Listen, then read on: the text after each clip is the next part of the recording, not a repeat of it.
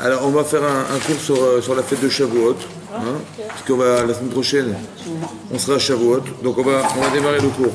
Alors, la question qui est posée, c'est la suivante, parce que c'est marqué dans la Gemara, dans Shabbat. Il y a une Gemara dans Shabbat d'Af Pechet.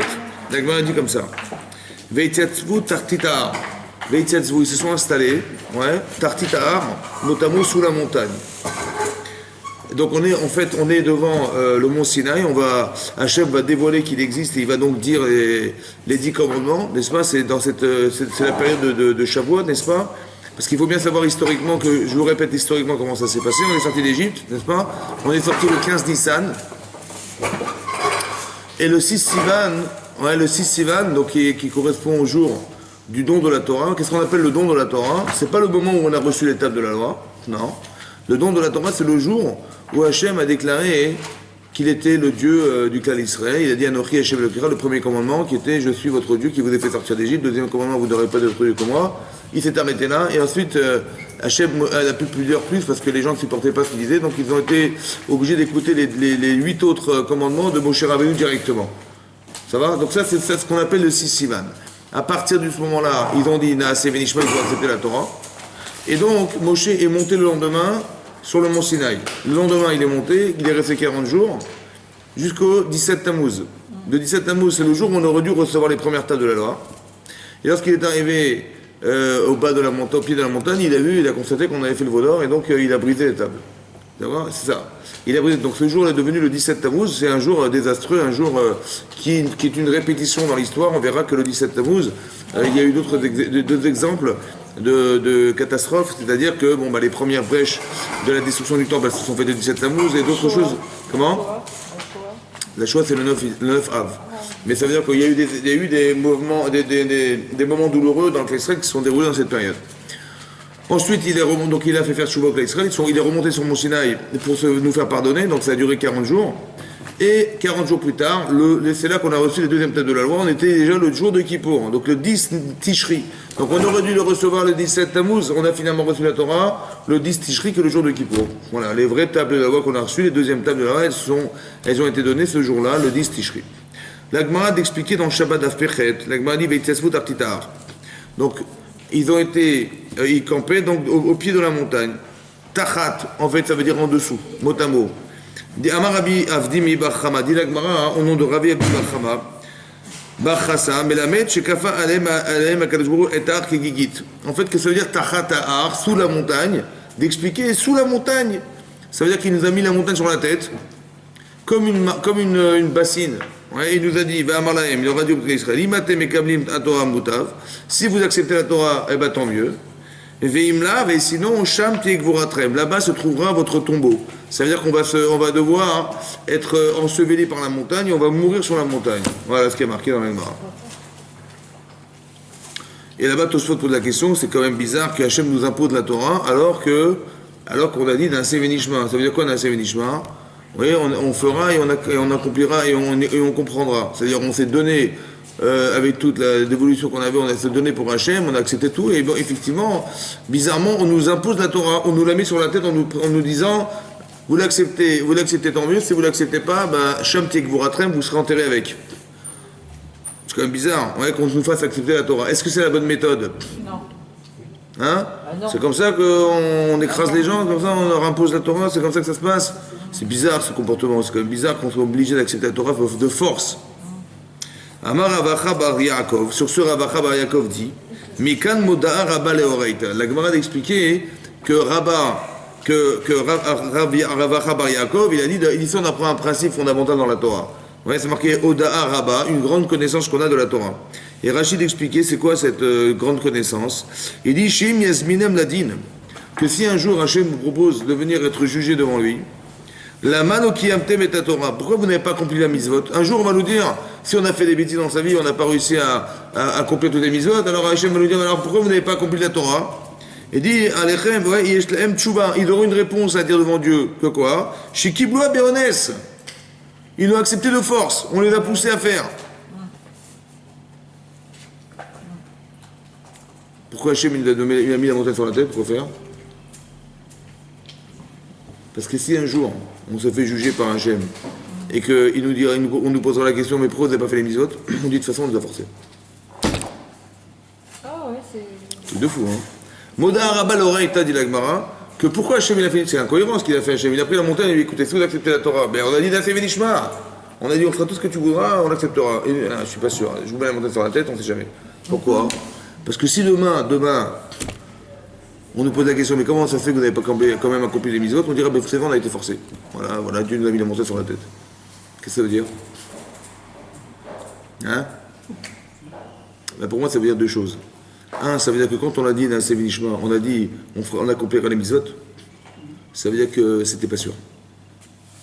Parce que quel intérêt d'imposer aux gens si c'était sûr et certain qu'on avait accepté la Torah? Ça va?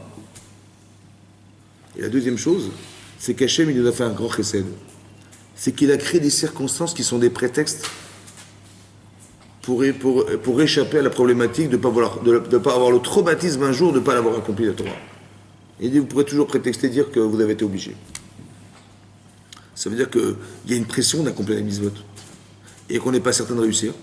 Et qu'Hachem il dira, de toute façon, je vous ai mis la montagne, vous pourrez toujours dire que je vous ai forcé à le faire. Mais quelque part, ça veut dire qu'on n'était pas construit pour l'accepter. C'est bizarre. À qui on impose dans sa vie? À qui on impose dans sa vie?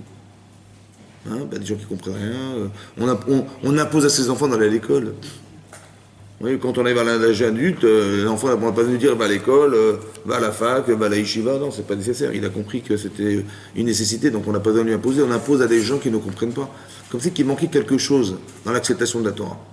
Il manquait quoi? On a dit dans la Seven Semaines, c'est-à-dire qu'on avait un dévolu extraordinaire vis-à-vis d'Hachem en disant on fera tout ce que tu nous diras. Tout ce que tu nous diras de faire, on le fera. Ça veut dire qu'on est dans l'acceptation totale de ce qu'on ne sait pas être, mais on accepte aveuglément ce que tu nous proposes. Pourquoi? Parce qu'on a confiance en toi. Cette acceptation de la Torah, elle a une faille, a priori. C'est ça qu'il faut comprendre. Donc une fois on a parlé de ce sujet, une fois, on l'a dit comme ça. C'est une introduction pour expliquer que, voilà, imaginez-vous, vous êtes les Bnei Israël devant la montagne. Mais c'est quoi votre passé? C'est quoi votre histoire? Votre histoire, c'est que vous étiez des esclaves. Mais pas que vous avez vécu esclave, mais vos parents étaient des esclaves. Vos arrière-grands-parents étaient des esclaves. Vos derrière 210 ans d'esclavage. Ça veut dire qu'on est bien incrusté dans la société égyptienne, et pour eux, on est des esclaves. Ça va, on est des ouvriers qui travaillent dans les champs et dans les villes pour fabriquer des pyramides, fabriquer des villes, et voilà ce qu'on est. Voilà ce qu'on est de génération en génération. Maintenant, on est assujetti, on est écrasé par le fait d'être esclave, on est en grande souffrance. Voilà ce qu'on est, c'est bon? Maintenant, impossible de sortir d'Égypte. Impossible. Mettez-vous dans votre tête que c'est impossible. Ça va, on ne peut pas sortir d'Égypte. D'abord, on n'est pas outillé pour. Et puis, à part ça, l'Égypte, c'est Mitzraïm, Metzarim, ce sont des limites impossibles de traverser. On ne peut pas. Donc, quand on est sorti d'Égypte, après les plaies d'Égypte, on a vu de nos yeux vus que Dieu est intervenu. Parce que c'était impossible autrement, c'était pas possible. Moshe, il demande à Paro de nous sortir d'Égypte. Hachem lui dit écoute, c'est simple, s'il veut pas, je transformerai le Nil en sang. Et le Nil devient du sang. Dame, Sfardéa, toutes les plaies d'Égypte, ça a duré 1 an, ils ont vu de leurs yeux vus que Dieu est derrière. On sort d'Égypte, tout à coup, qu'est-ce qui se passe? On arrive 3 jours après la sortie d'Égypte, voilà. On est tout heureux d'être sorti d'Égypte, miraculeusement, et on arrive devant la mer. Et là, on est bloqué. Entre la mer, le désert et les Égyptiens qui nous courent derrière, ils veulent nous massacrer. Voilà ce qu'ils veulent faire a priori, ils veulent nous tuer, ils veulent nous récupérer, ils veulent nous tuer. Et nous, on est pris en étau entre la mer, les Égyptiens, et qu'est-ce qu'on fait? On crie vers Hachem, et miraculeusement la mer va s'ouvrir, on court dans la mer, et on court, mais les Égyptiens, ils nous poursuivent, et on est pourchassé par les Égyptiens, et tout à coup, on croit qu'on va tous se faire attraper, et la mer se reverse sur eux, et elle les noie tous, et on a vu les morts des Égyptiens morts sur la mer, soulagés, on a fait la chira, on est tranchés comme des fous. Voilà, finalement c'est fini, ça y est, on a été libérés, c'est sûr et certain. Bon, après tout ça, 3 mois plus tard, on lui dit le Torah, vous la voulez ou pas? Hachem lui dit allô, moi j'ai la Torah à vous proposer, vous la voulez ou pas? Ouais. Hein? On va pas dire non. Est-ce qu'on peut dire non? Non. Impossible. Donc on va dire oui, mais convaincu, parce que là on est archi convaincu à 100%. Ouais. Et ça suffit pas. Pourquoi ça suffit pas? On a dit oui à 100%. Oui. On était convaincus à 100% ou pas? Oui. Ça suffit pas. Qu'est-ce qui marche pas? Pourquoi ça marche pas? Il dit non, j'ai pas confiance, je vous mets la montagne, on sait jamais. Qu'est-ce qui manque? Hein? Le contenu, c'est-à-dire? C'est sûr, mais on a confiance. Avec tout ce qu'on a vu, on a besoin de savoir le contenu, pas besoin. Mais c'est quoi la différence fondamentale? Ça va? Ok. On a un souci. L'Agma continue et dit comme ça. L'Agma va répondre à cette question. Amar Rava sur ce dit, Afapiken, comme bien même, Ador Kibloua, Bimé Achashverosh. La génération de Purim, Achashverosh, donc beaucoup plus tard, 970 ans plus tard, eux, ils ont accepté la Torah. Dirtiv, comme c'est marqué dans la Megillat Esther, Kimou et Kiblou et Yehudim. Kimou, ils ont réalisé, et ils ont accepté les Yehudim, les Juifs. D'expliquer la Gemara, elle dit, Kimou, qu'est-ce qu'ils ont voulu dire dans la Megillat Esther? Kimou, ils ont réalisé, Maché Kiblou Gvar, c'est qu'ils avaient déjà accepté sur le mont Sinaï. Ça veut dire qu'on a réalisé à Purim ce qu'on avait accepté à Shavuot. On a vécu Purim, Be'ahavat Hashem, avec l'amour d'Hachem, ce qu'on avait accepté avec la crainte d'Hachem sur le mont de Sinaï. On nous a mis la montagne sur la tête, on n'est pas crédible. Quand est-ce qu'on est devenu crédible? Quand? À Purim. À Purim, lorsqu'on a accepté Hachem à Purim, vraiment Be'ava. C'est quoi la différence entre Purim et Pessah? La différence fondamentale entre les deux fêtes, c'est quoi la différence fondamentale pour nous? C'est quoi la différence fondamentale pour nous, qui l'avons vécu? C'est quoi la différence? Simplement on est esclave à Purim, on reste sous domination d'Azerus, tandis qu'à Pessah, on est saltaire d'Hachem. Non, mais qui a fait qu'on a plus accepté Hachem à Purim qu'à Pessah? Ah bon? Parce qu'à Pessah, c'était visible. À Purim, c'était caché. Et donc? Donc c'est plus dur d'accepter quelque chose de caché. Enfin, il faut plus de foi pour accepter quelque chose de caché. C'est vrai. Mais ça veut dire, est-ce qu'on a choisi à Pessah? Non. Hachem, il s'est manifesté, visiblement, c'est lui. Plus c'est manifeste, moins, plus il est facile d'accepter la Torah. Mais est-ce qu'on l'a accepté? Je vais vous expliquer la différence. Nos enfants, qui ne sont pas partis d'Égypte, eux, ils n'ont pas vécu la sortie d'Égypte. Ils vont l'accomplir, la Torah, eux? Non. Qu'est-ce que je vais leur dire? Nous, vous savez, on a vu des choses incroyables. Okay. Est-ce que ça parle? Non. Pourquoi? Parce qu'il n'y a pas eu la difficulté d'appréhension. Vous comprenez? Maintenant, d'accepter la Torah, c'est quoi? C'est d'arriver à ce que dans la transparence d'Hachem, tu acceptes ou tu n'acceptes pas? Quand il est là, il te dit, vas-y, je vais t'ouvrir la mer Rouge, je te sors d'Égypte, c'est facile d'accepter Hachem. Mais c'est pas sûr, c'est pas crédible. Parce qu'on ne vit pas parce qu'on a subi quelque chose. On vit parce qu'on a choisi quelque chose. À Pessah, on avait 1 million de choix. On a choisi de faire teshuva. On a choisi de se remettre en cause. On a choisi de lui faire confiance. Et on a fait teshuva, et tout à coup, dès qu'on a pris sur nous de faire teshuva, ça se renverse. Que l'agresseur devient l'agressé. Vous comprenez? Aman qui voulait nous pendre, il voulait pendre Mordechai, c'est lui qui s'est pendu avec la potence. Veda, Forou, tout s'est inversé. Que la réalité a changé parce que nous avons changé. Quand on voit ça, on voit vous prier Hachem et Hachem exauce vos prières parce que vous avez fait l'effort d'eux. C'est là que la Emouna se construit vraiment. Parce que c'est vous qui avez choisi. Le choix ne vous a pas été imposé. Vous comprenez la différence? C'est ça la véritable Kabbalat Torah, d'accepter la Torah. Pas qu'on vous dit, vous savez, si vous faites des bêtises, on va vous envoyer je ne sais pas où. Non, parce que là, vous êtes obligé d'accepter parce que vous n'avez pas le choix. C'est pas ça la Torah. C'est-à-dire que lorsqu'on n'est pas construit pour accepter la Torah, alors on nous l'impose. Et lorsqu'on est capable de la choisir, alors ça va de soi qu'elle se construit de cette manière. Vous comprenez la différence? Ça veut dire que c'était pratiquement pas possible d'accepter la Torah de façon volontaire. C'est-à-dire qu'on est arrivé à un niveau de conscience et à un niveau d'acceptation de la Torah qui est extrême. Mais c'est pas moi, c'est ça le problème. C'est l'image que ça renvoie. C'est le fait de me souvenir qu'on nous a ouvert la mer Rouge. C'est le fait de me souvenir qu'il y avait des plaies en Égypte. C'est le fait de me souvenir, bien sûr que je peux pas refuser, vous comprenez? Mais est-ce que c'est moi? Pas forcément moi, vous comprenez? Il n'y a pas de crédibilité dans l'histoire. Ça veut dire que la Torah ne peut pas se perpétuer dans ce système. Parce que qu'est-ce que tu vas dire à tes enfants? Tu vas dire, oui, on a vécu. Mais non, je voudrais que tu me donnes, tu m'apportes quelque chose de toi. La transmission, c'est de soi qu'elle vient. Elle ne vient pas d'image. La déchéance du clan d'Israël, elle s'est constatée parce qu'on était quelque part dans le souvenir de quelque chose. On va rappeler l'histoire, on va rappeler, donc les gens deviennent des traditionalistes de la Torah, voilà. on est dans la tradition de la Torah. Mais ça passe pas, ça. Vous comprenez, les enfants, ils comprennent pas, il n'y a pas d'engagement. Donc les gens ne sont pas concernés par la chose. On n'est pas traditionnel. On est des gens qui vivent les choses. Et donc le fait de vivre la Torah, c'est différent. C'est ça qui est marqué là. Ok? Ensuite, c'est marqué, plus tard c'est marqué, dans le texte de la Torah, c'est marqué, il y a un passouk qui est marqué dans Teilim. C'est marqué, la Gemara ramène un passouk dans Teilim. Maï dirtiv, Maï dirtiv, Mishamaim Eshma'atadin. Donc du ciel tu as entendu le jugement, Erez de la terre, Yira Veshakta. Craindre et silencieuse. Im Yira la Mashakta. Si tu dis que la terre a la crainte, alors pourquoi elle s'est tue? Veim Shakta la Mayira. Et si tu dis qu'il y a eu un silence, pourquoi tu dis qu'elle a craint?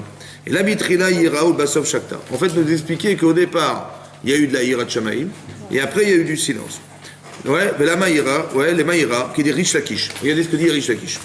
Amarish Lakish. Maïdirtiv, Vaï Erev, Vaï Boker, Yom Hashishi. On est au début de la création, on est à la fin de la création du monde. Vaï Erev, et ce fut la veille, et ce fut le matin, Yom Hashishi. Demande à Gmara, He Yetera Lamali. Vous savez, il y a un « et » en plus dans la Torah. Et on sait pertinemment que la Torah est avoir de mots et avoir de lettres, carrément avoir de lettres. Donc, il y a tout le temps écrit Yom Rishon, le premier jour, Yom Sheni, le deuxième, Yom Sheni, Yom Shelishi, Yom Revi'i, Yom Chamishi, Yom Ashishi. On a mis un article devant. Le sixième jour. Pourquoi la Gemara le sixième? Qu'est-ce qu'il y a le sixième? Qu'est-ce qu'il y a de spécial ce jour-là? Mais la Med, ça nous apprend. Sheitna Kadosh Baruch Hu im Maaseh Bereshit. Hachem, il a conditionné la création du monde. Il a mis une condition.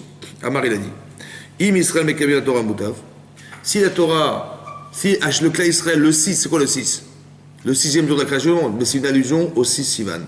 Si le 6 Sivan, les Israël acceptent la Torah, Atemit Kaimim, vous allez continuer à subsister. Il parle à l'univers. Il leur dit votre survie dépend essentiellement de l'acceptation de la Torah. Si les Israël acceptent la Torah, alors, Atemit Kaimim, vous allez subsister. Vimlav, et s'il la refuse, Ani Marzir Atrem les Tovavou, je vous retournerai les Tovavou. Tovavou, ça veut dire au Tohu Bohu. Ça veut dire que l'univers sera complètement détruit. Donc la condition à la continuité du monde, elle dépend essentiellement de l'acceptation de la Torah.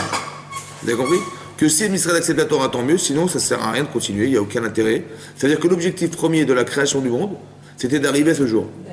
Incroyable. La raison d'être, si vous devez réfléchir philosophiquement à la raison d'être de la création du monde au départ, la création du monde au départ, c'était que dans le but qu'on accepte la Torah un jour. C'est tout. Sinon, si on refusait, non.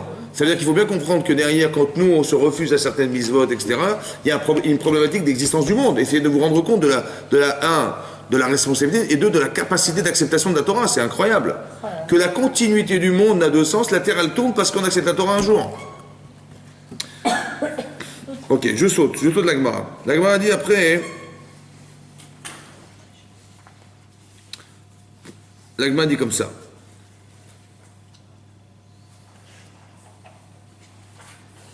Amar Rabbi Elazar, Bisha'a shigdimu Israël na'afeh lenishma. Les Israël ont dit une chose bizarre. Ils ont dit na'aseh venishma. On acceptera et on comprendra. Ça veut dire on acceptera aveuglément ce que tu nous diras. C'est ça faire. Il dit Yasta Batkol, il y a une voix céleste qui est sortie, il va m'aller, Mi Gilal a venu à raser. Qui c'est qui leur a dit ce secret? Naase Venishma. Chez Malachem, un Malaché Asharet Mishtam Shimbo. Alors que ce sont un comportement qui est d'ange. Ce sont les anges qui comprennent cette notion-là, d'accepter sans savoir. Dirtiv, Barecho Hashem Me'anachav. Hashem a béni ses anges. Giboré Koach.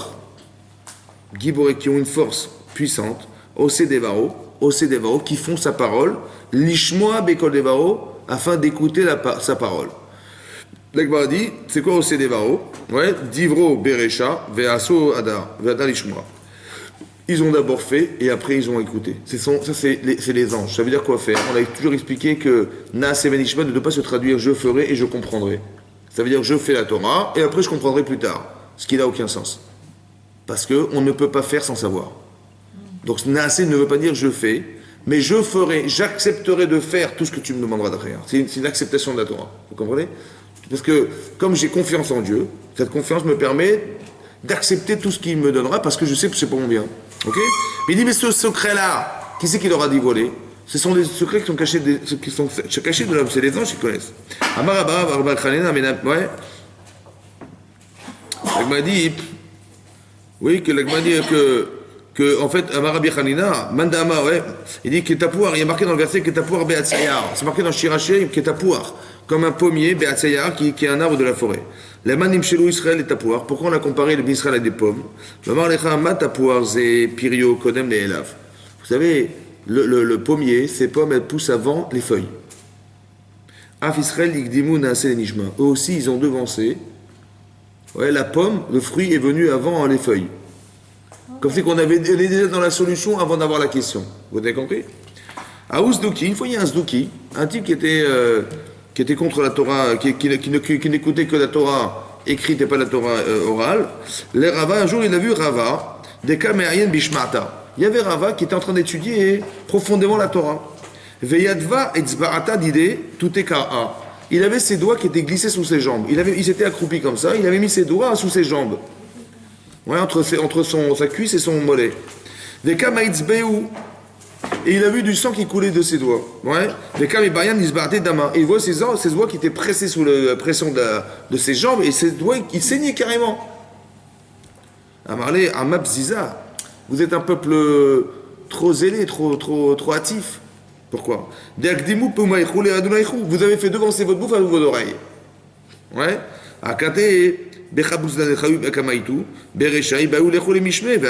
Quand vous êtes présenté devant le matin de Torah, devant le Torah, il faut d'abord, il fallait demander à Jésus d'abord qu'est-ce que tu nous proposes, et vous allez voir si vous êtes capable d'accepter. Si vous êtes capable, tant mieux. Sinon, fallait pas accepter la Torah. Regarde dans quel état tu t'es mis.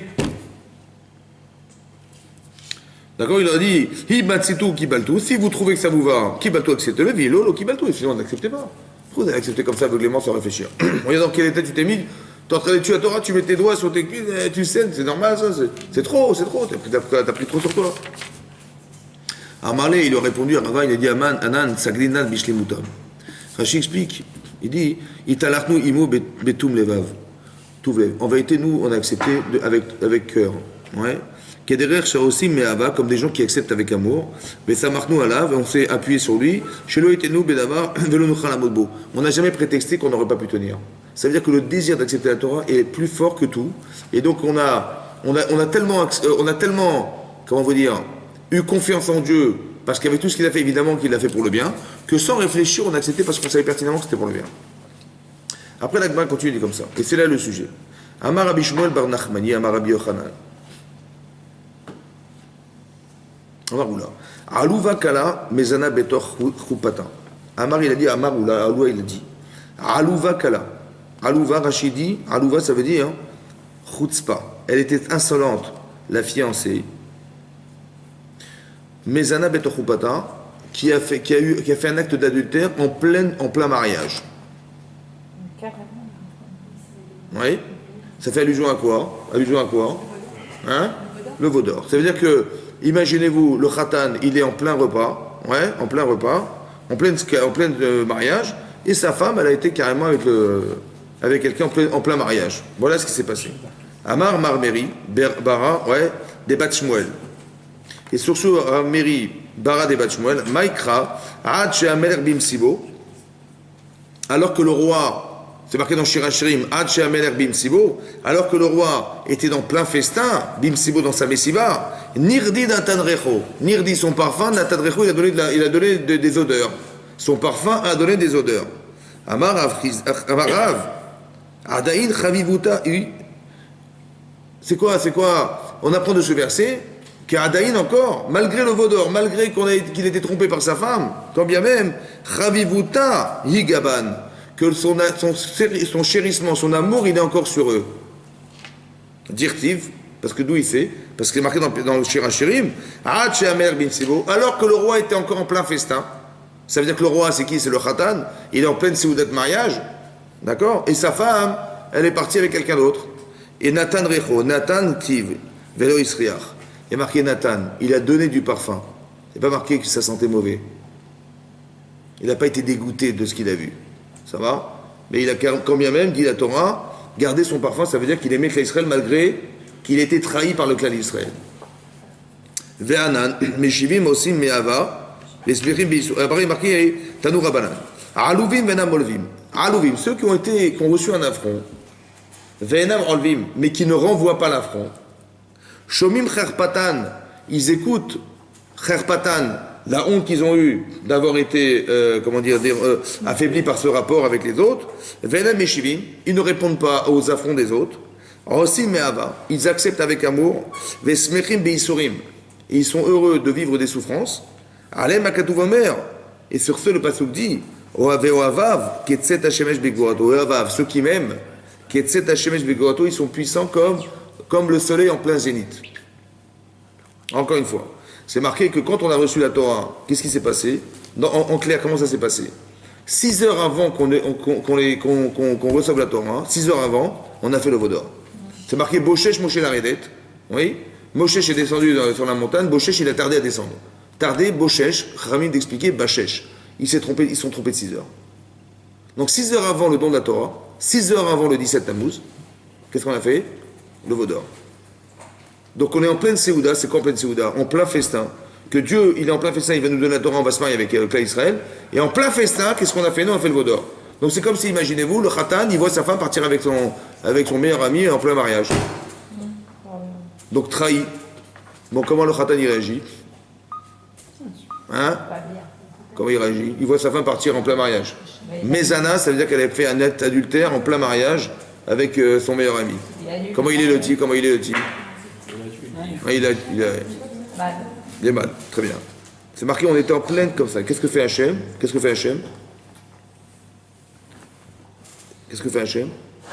Marqué, le roi était en plein festin. Quand même, il a envoyé du parfum. Pourquoi la Torah nous dit ça en plein don de la Torah, à votre avis? Quand bien même, ouais, il a mis du parfum sur sa femme. Mais comment quelqu'un peut rester aussi passible comme ça, aussi indifférent? Il garde quand même son amour, mais il a été trahi. Alouvim, après l'Agma dit Tanou Rabanan. Alouvim, quel rapport y a-t-il avec le style de l'Agma? L'Agma dit Alouvim, des gens qui ont reçu un affront, Ve'enam olvim, et qui ne renvoient pas l'affront. Shomim Kherpatan, ils entendent la honte qu'ils ont eue. Ve'enam Meshivim, ils ne répondent pas. Sur ce, le Pasuk dit que c'est des gens qui ont accepté Be'ava, ouais, avec amour leur souffrance. Et ils sont aux yeux d'Hachem, des gens qui aiment Hachem. Ketset Hashemesh Bigvorato, comme le soleil qui est en plein zénith, dans toute sa puissance. C'est là qu'on voit la personne dans toute sa puissance. Quel rapport entre ce que disait l'Agmara auparavant et ce qui a marqué dans la suite de l'Agmara? Ça va? On a l'impression qu'Hachem, il est sans sentiment. Il est carrément... il s'est fait trahir par sa femme. Aucun sentiment. Il reste malgré tout aimant sa femme. Comment c'est possible? Mais il devait être trahi. Qu'est-ce qu'on apprend de là? Il nous montre comment se comporter dans ce genre de situation. C'est pas évident, hein? Qu'est-ce qui est marqué ici? Normalement, quelqu'un, il réagit, non? Est-ce qu'on a des repères, nous, dans la vie? Mais bien sûr, on a des repères. Mais on a trahi nos repères. Au temple l'autre jour. Comment ça se fait qu'Hachem, il reste neutre, malgré ses repères? Pareil, dans la paracha Bamidbar, regarde, passe-moi la passouk. Dans la paracha cette semaine, même principe, incroyable. Même principe, regardez. Paracha cette semaine, hein? 768. Alors c'est marqué là-bas, hein, comme ça.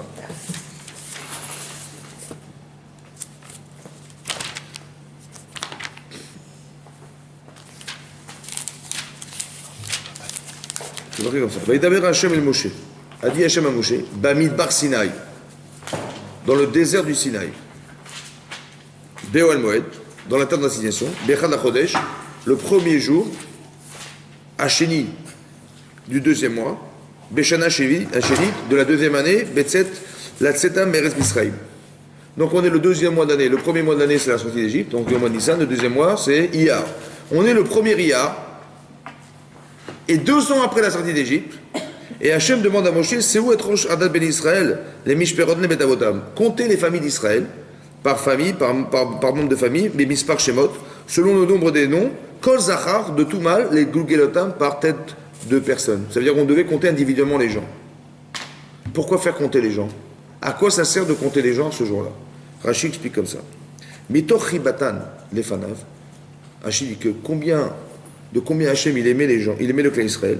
Moné otam kolcha. À chaque fois Hachem il nous compte. Tellement il nous aime, il nous compte. Comme un type, il compte ses pièces d'argent qu'il a dans sa poche, il adore l'argent, il compte ses pièces. Il dit que chez Assoum Israël Manan, quand on est sorti d'Égypte, on nous a compté. Kishenaflou Barigel, lorsqu'on est tombé dans la faute du veau d'or, on nous a compté. Manan, les dames, Minyan Notarim, il nous a compté pour savoir combien il restait de personnes. Il y a eu des gens qui sont morts pendant la veau d'or, n'est-ce pas? Combien il reste? Allez, compte. Dès que je sais pas, les Shrot Shrinato, et quand il a voulu faire résider sa présence divine sur nous, il dit aussi, il nous a compté, Manan, Bechad ben Nissan ou Kam Mishkan, ou Bechad ben Yar, Manan. Le premier Nissan, on a construit le Mishkan, le sanctuaire, et le premier Yar, on nous a compté. Pourquoi Hachem il nous compte? Pourquoi il nous compte Hachem? Pourquoi faire? Pour montrer combien il nous aime. Il dit, voilà, il nous aime. Alors, il nous dit, combien ils sont, dis-moi combien ils sont. Après, quand on fait le Vaudor, combien ils sont, combien il reste. Et je comprends pas. Comment, après le Vaudor, il nous aime encore? Qu'est-ce qu'ils disent les non-juifs? Ils disent, vous savez, quand on a fait le Vaudor, c'était fini. On a été bannis. C'est terminé. C'est vrai, c'est fini. Avec le Dieu, c'est terminé. Donc il a choisi notre religion, les musulmans, les chrétiens, voilà. C'est ça, c'est vrai ou pas? C'est vrai ou c'est faux? Absolument faux. Absolument, oui, c'est absolument vrai, mais c'est absolument faux. D'où je sais, parce que c'est marqué ici, qu'il nous a compté après le Vaudor. Et c'est une preuve d'amour.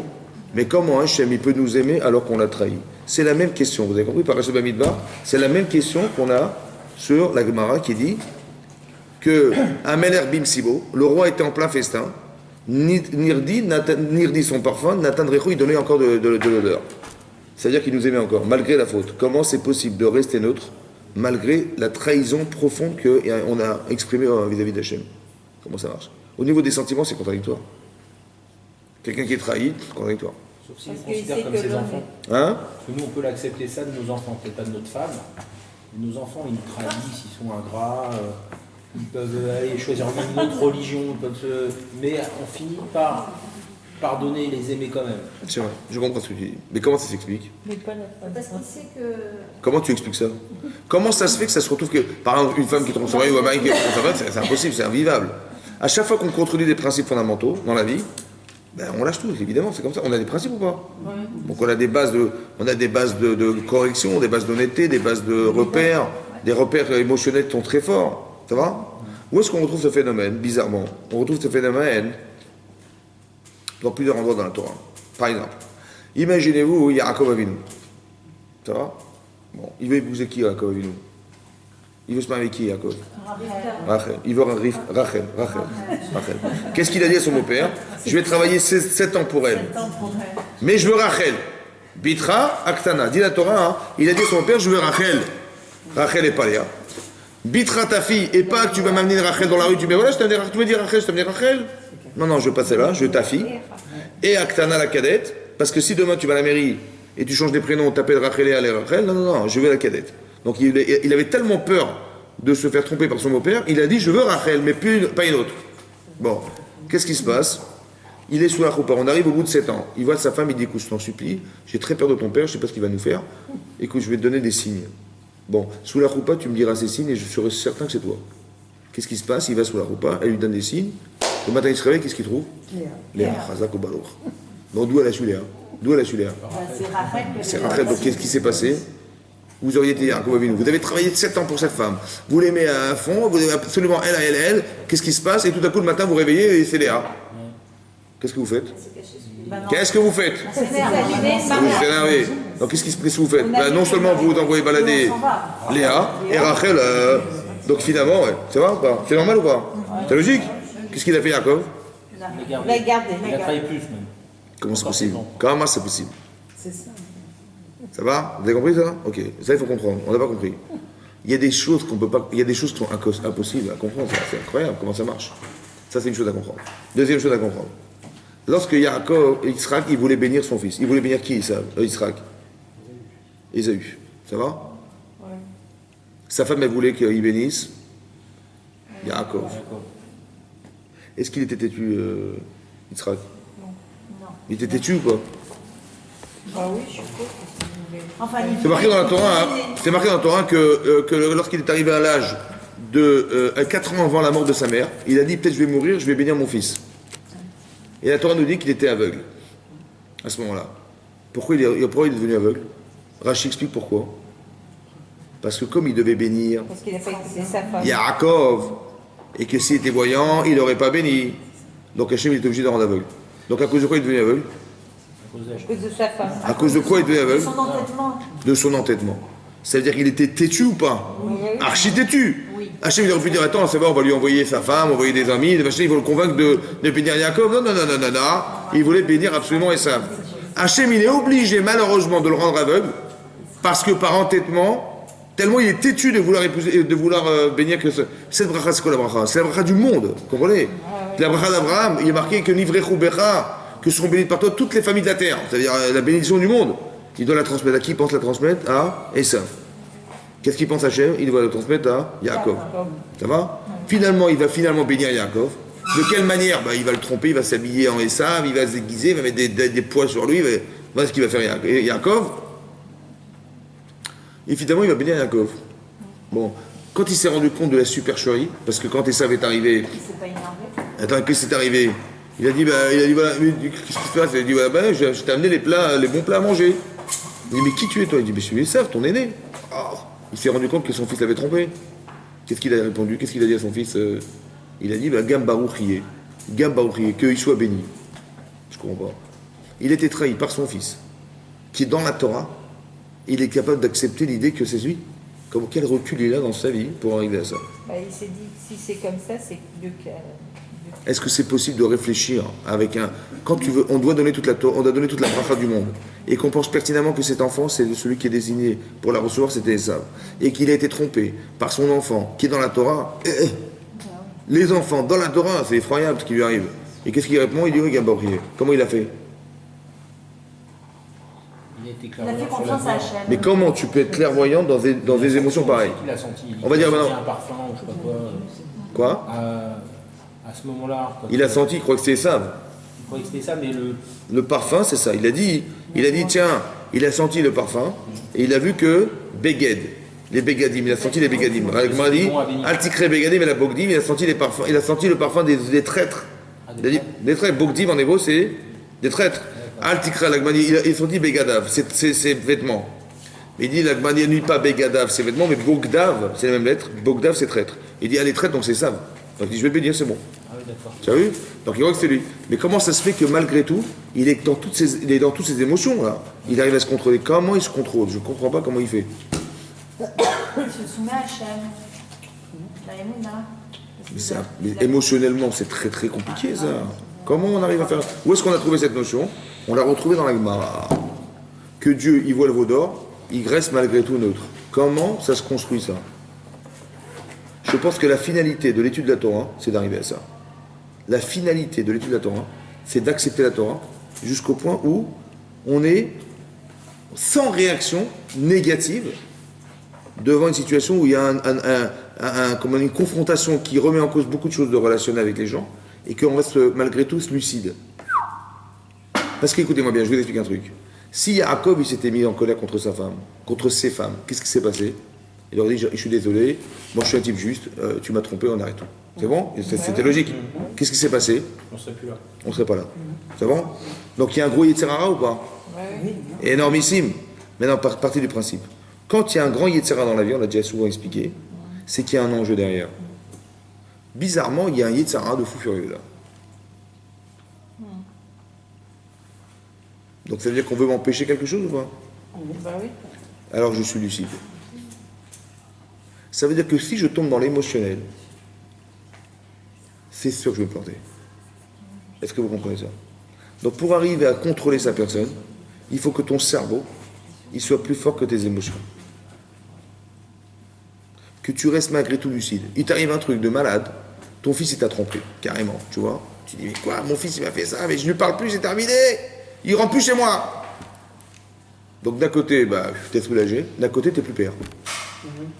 D'un côté t'es soulagé, d'un côté t'es plus d'enfant. Tu as compris pas? Et Sarah, il t'a roulé en fait. C'est-à-dire que les émotions qu'on a eues, elles ont été trompeuses. Tu dis, mais j'ai quand même des valeurs. J'ai quand même des valeurs familiales. J'ai quand même une relation parentale. Mais il a carrément trahi le contrat. Je suis désolé. Cette femme, je vais travailler 7 ans pour elle, elle a cassé le contrat. Tu vois? Comment il faut réfléchir pour comprendre que c'est une avance, c'est du Yetzirara? Alors il est où les Tseratov? Alors c'est quoi les Tseratov? Ça c'est Yitzhara ça? Alors c'est quoi les Tseratov? Ça à lui ou à sa femme? Les deux, tous. En vérité. Elle avait raison, Rachel, ou pas? Bah oui. Elle avait raison ou pas? Bah oui. Mais bien sûr qu'elle avait raison, pourquoi? Les femmes ont toujours. Parce que il devait épouser qui au final? Rachel, Attendez, c'est quoi l'Yitzhara? L'Yitzhara, c'est d'envoyer balader. Ouais. C'est quoi l'Yitzaratov? C'est d'accepter qu'il devait épouser deux femmes. Qu'est-ce qu'il faut dire? Il faut dire comme ça. Amen. Yaakov, il avait pensé qu'il devait épouser combien de femmes? Une seule. Hachem, il avait d'autres projets. Alors écoutez-moi bien. Amen. Écoutez-moi bien. Hachem, il avait pensé qu'il devait épouser deux femmes parce que chaque femme correspondait à quelque chose chez lui. Seulement l'Yitzhara, il est énorme. Et d'un autre côté, le projet est énorme. Si Hachem, il savait que Yaakov, il n'aurait pas pu tenir, émotionnellement, est-ce qu'il aurait proposé cette épreuve? Ah non. Non. Ça veut dire qu'il avait compris quoi, Hachem? Que Yaakov était capable de rester lucide malgré tout. Écoutez-moi bien. C'est quoi lucide? C'est de dire, écoute, j'ai rien compris. On m'a fait un coup, mais dingue. Il faut avoir l'intelligence de dire, si j'ai été trompé, peut-être que je me suis trompé. Parashat Bamidbar, comment c'est marqué dans Parashat Bamidbar? C'est marqué Vaïdaber Hashem, El Moshe, Bamidbar Sinaï. Pourquoi nous dire qu'on était dans le désert du Sinaï? Midbar, Sinaï. Désert du Sinaï. Le désert, c'est quoi le désert? Sinaï. Un espace sans vie. Et Sinaï, c'est le jour où on a reçu la Torah. La montagne où on a reçu la Torah. Pourquoi ces deux références? Écoutez-moi bien. Si Dieu existe, tout ce qui arrive, c'est des messages divins ou pas? Donc tout ce qui m'arrive en vérité, c'est un message divin. C'est quoi la différence entre le désert, où là je vois un message divin, Dieu m'envoie de la manne, dans le désert, on peut vivre dans le désert? Non. Et tout à coup, le matin je me réveille, je vois de la manne en bas de chez moi. Et je mange, j'ai tué la Torah. Voilà. C'est le désert. Notre vie, c'est quoi finalement? Est-ce que notre vie, c'est pas un désert? Écoute-moi bien, c'est un désert, écoute-moi bien, désert. Dans quel sens désert? Écoute-moi bien. C'est qu'autour de toi, tu vois des choses. Mais tout ce que tu vois, ce ne sont que des messages. Donc il y a qui finalement en face de toi? Il y a Dieu et toi. Tu n'es pas dans le désert là? Il faut juste que tu aies la cohérence du désert du Sinaï. Ça veut dire que quand tu lis ta vie, tu la comprends avec la Torah, dans ton désert. Parce que s'il n'y a pas de désert, s'il y a l'autre, demain, tu vois, il y a ta femme, tu lui as fait ça, c'est terminé. En vérité, c'est un désert. Tu es dans le désert. Tu as compris? Tu dis, mais rien ce qui m'a fait, rien ce qui m'est arrivé. C'est que des messages. Essaie de comprendre le message. Ne regarde pas la situation de la personne qui t'a frustré. Alouvim ben amolvim. Meshivim, frère Padam ben Meshivim. Ils entendent on la honte qu'il a dit, il répond pas. Pourquoi? Parce que c'était évidemment un message. J'ai la lucidité de comprendre un message. Qu'est-ce que ça voulait dire? Peut-être que ça voulait dire que comme je me suis trompé, qu'est-ce que tu veux qu'Hachem me dise? Qu'est-ce que tu veux qu'il fasse Hachem? Yaakov Avinu, il s'est trompé ou pas? Est-ce que Yitzhak il s'est trompé? Non. Bien sûr qu'il s'est trompé. La bracha devait la donner à qui? Ah oui. Il est devenu aveugle. Ah, Yaakov. Il est devenu aveugle, Yitzhak. Maintenant, il s'est rendu compte au final que quoi? Qu'il s'est trompé. En vérité, j'ai donné la bracha à quelqu'un d'autre. Mais s'il n'y a que moi et Dieu dans l'histoire, c'est que Dieu veut que... c'est que Dieu il m'a dit donne la bracha à ce type-là. Oui ou non? Si je ne suis pas dans le désert, je vais dire, tu vois, ce gosse-là, c'est un sale gosse. Tu vois ce qu'il m'a fait? Il m'a trompé, mon fils, dans la Torah. C'est effroyable. Quand tu rentres dans ce décor-là, tu rentres dans le jeu de Yetzer. Essaie de comprendre que derrière, en vérité, il y avait qu'un message. Essaie de comprendre dans ta vie que tout n'est que des messages. Il n'y a que des messages. On veut t'apprendre quelque chose. Si tu tombes dans l'émotionnel, tu tombes dans la personne, tu vas te venger. Est-ce qu'on a le droit de se venger? Non. Est-ce qu'on va avoir rancune? Pourquoi c'est un sourd? Le type, je lui dis, écoute, prête-moi ta voiture. Il me dit, non, je ne t'apprête pas. Après, il me dit, tiens, prête-moi ta perceuse. Il dit, moi, je ne t'apprête pas. Un sourd minatora, ça. Ah ouais. Demain, il vient me dire, prête-moi ta perceuse. Je dis, non, écoute, non, je te la prête ta perceuse. Tu vois, mais je ne suis pas comme toi qui m'a pas prêté de voiture. Ta voiture, tu ne l'as pas prêtée, ça m'a fait mal, hein. Mais moi, je ne suis pas comme toi, tu vois, je te prête ma perceuse. C'est un sourd minatora, ça. C'est pourquoi? Parce que tu n'as pas de rancune. Pourquoi c'est grave? Il m'a fait ça, mais je le renvoie, je l'éduque, moi. Il t'a pas compris, c'est des messages. En face de toi, il y a un type. Mais écoute-moi bien, la personne a un problème ou pas? Puisqu'elle ne te prête pas sa voiture, elle a un problème ou pas? Il y a deux façons de raisonner. Soit tu dis, c'est mis la chamaï, pourquoi? Pour lui dire que tu vas lui apprendre à donner. C'est ça le désert. En vérité, il n'y a rien, t'as compris? Il n'y a qu'un type en face de toi. Il est où le problème? Tu dis, mais moi, tu m'as pas prêté ta voiture, moi je ne la prête pas, ma voiture. Au final, qu'est-ce qui se passe? On ne communique plus. C'est ça qu'il fallait faire? Ou alors je te dis, tu vois, je ne suis pas comme toi, moi. Tu vois, je lui rappelle son défaut. C'est ça qu'il fallait faire? Non plus. Donc c'est quoi qu'il fallait faire? Il fallait accepter pour dire, écoute, j'ai compris, je vais t'apprendre à donner. Je ne vais même pas te dire que tu ne m'as pas prêté. Parce que ce que tu dois changer, c'est l'autre. Le Yitzhara, il va te dire, tu vas te mettre en colère. Hein. Comment tu oses me demander? Tu oses me demander ma perceuse, mais tu m'as même prêté la voiture. T'as pas honte? Dégage, je veux même pas te voir. En fait, le Yitzhara, il a gagné. Pourquoi? Parce qu'on n'a pas communiqué. En fait, au final, le message d'Hachem, c'était quoi? Il t'a demandé, il t'a pas prêté sa voiture. C'est vrai, c'est dur. Mais toi, tu vas lui apprendre à être un autre, celui qui prête sa voiture. Tu vas lui prêter ta perceuse. Et quand il va voir que tu lui prêtes ta perceuse, il va avoir honte de ne pas avoir prêté la voiture, il va changer. C'est ça qu'Hachem voulait. C'est ça le désert. Tu as compris? Alors que toi, tu crois qu'il y avait du décor. Il y a du décor. Il faut Bamidbar, Sinaï. Bamidbar, Sinaï. Et si tu fais comme ça, tu as compris? Ça veut dire que qu'est-ce qu'il a voulu dire Hachem quand il a dit ils ont fait le vaudor, je vais quand même les aimer. Pourquoi ils nous aiment? Parce que tu n'as pas compris un truc. C'est pas lui qui a un problème, c'est son cerveau qui a un problème. Tu vois, quand tu dis tu ne vas pas me prêter, je ne te la prête pas. Tu es prêt à qui? À moi? Mais c'est pas moi, c'est mon cerveau. C'est moi qui est méchant, c'est moi qui n'a pas fait. Alors que si tu changes ma tête, tu me permets d'exister autrement.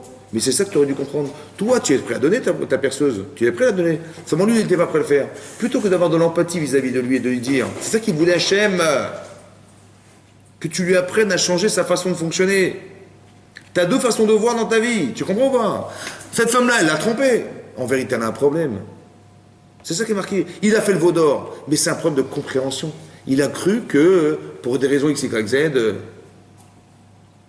vous comprenez ce que ça veut dire? Ça veut dire que dans la problématique que j'ai, il y a une échappatoire.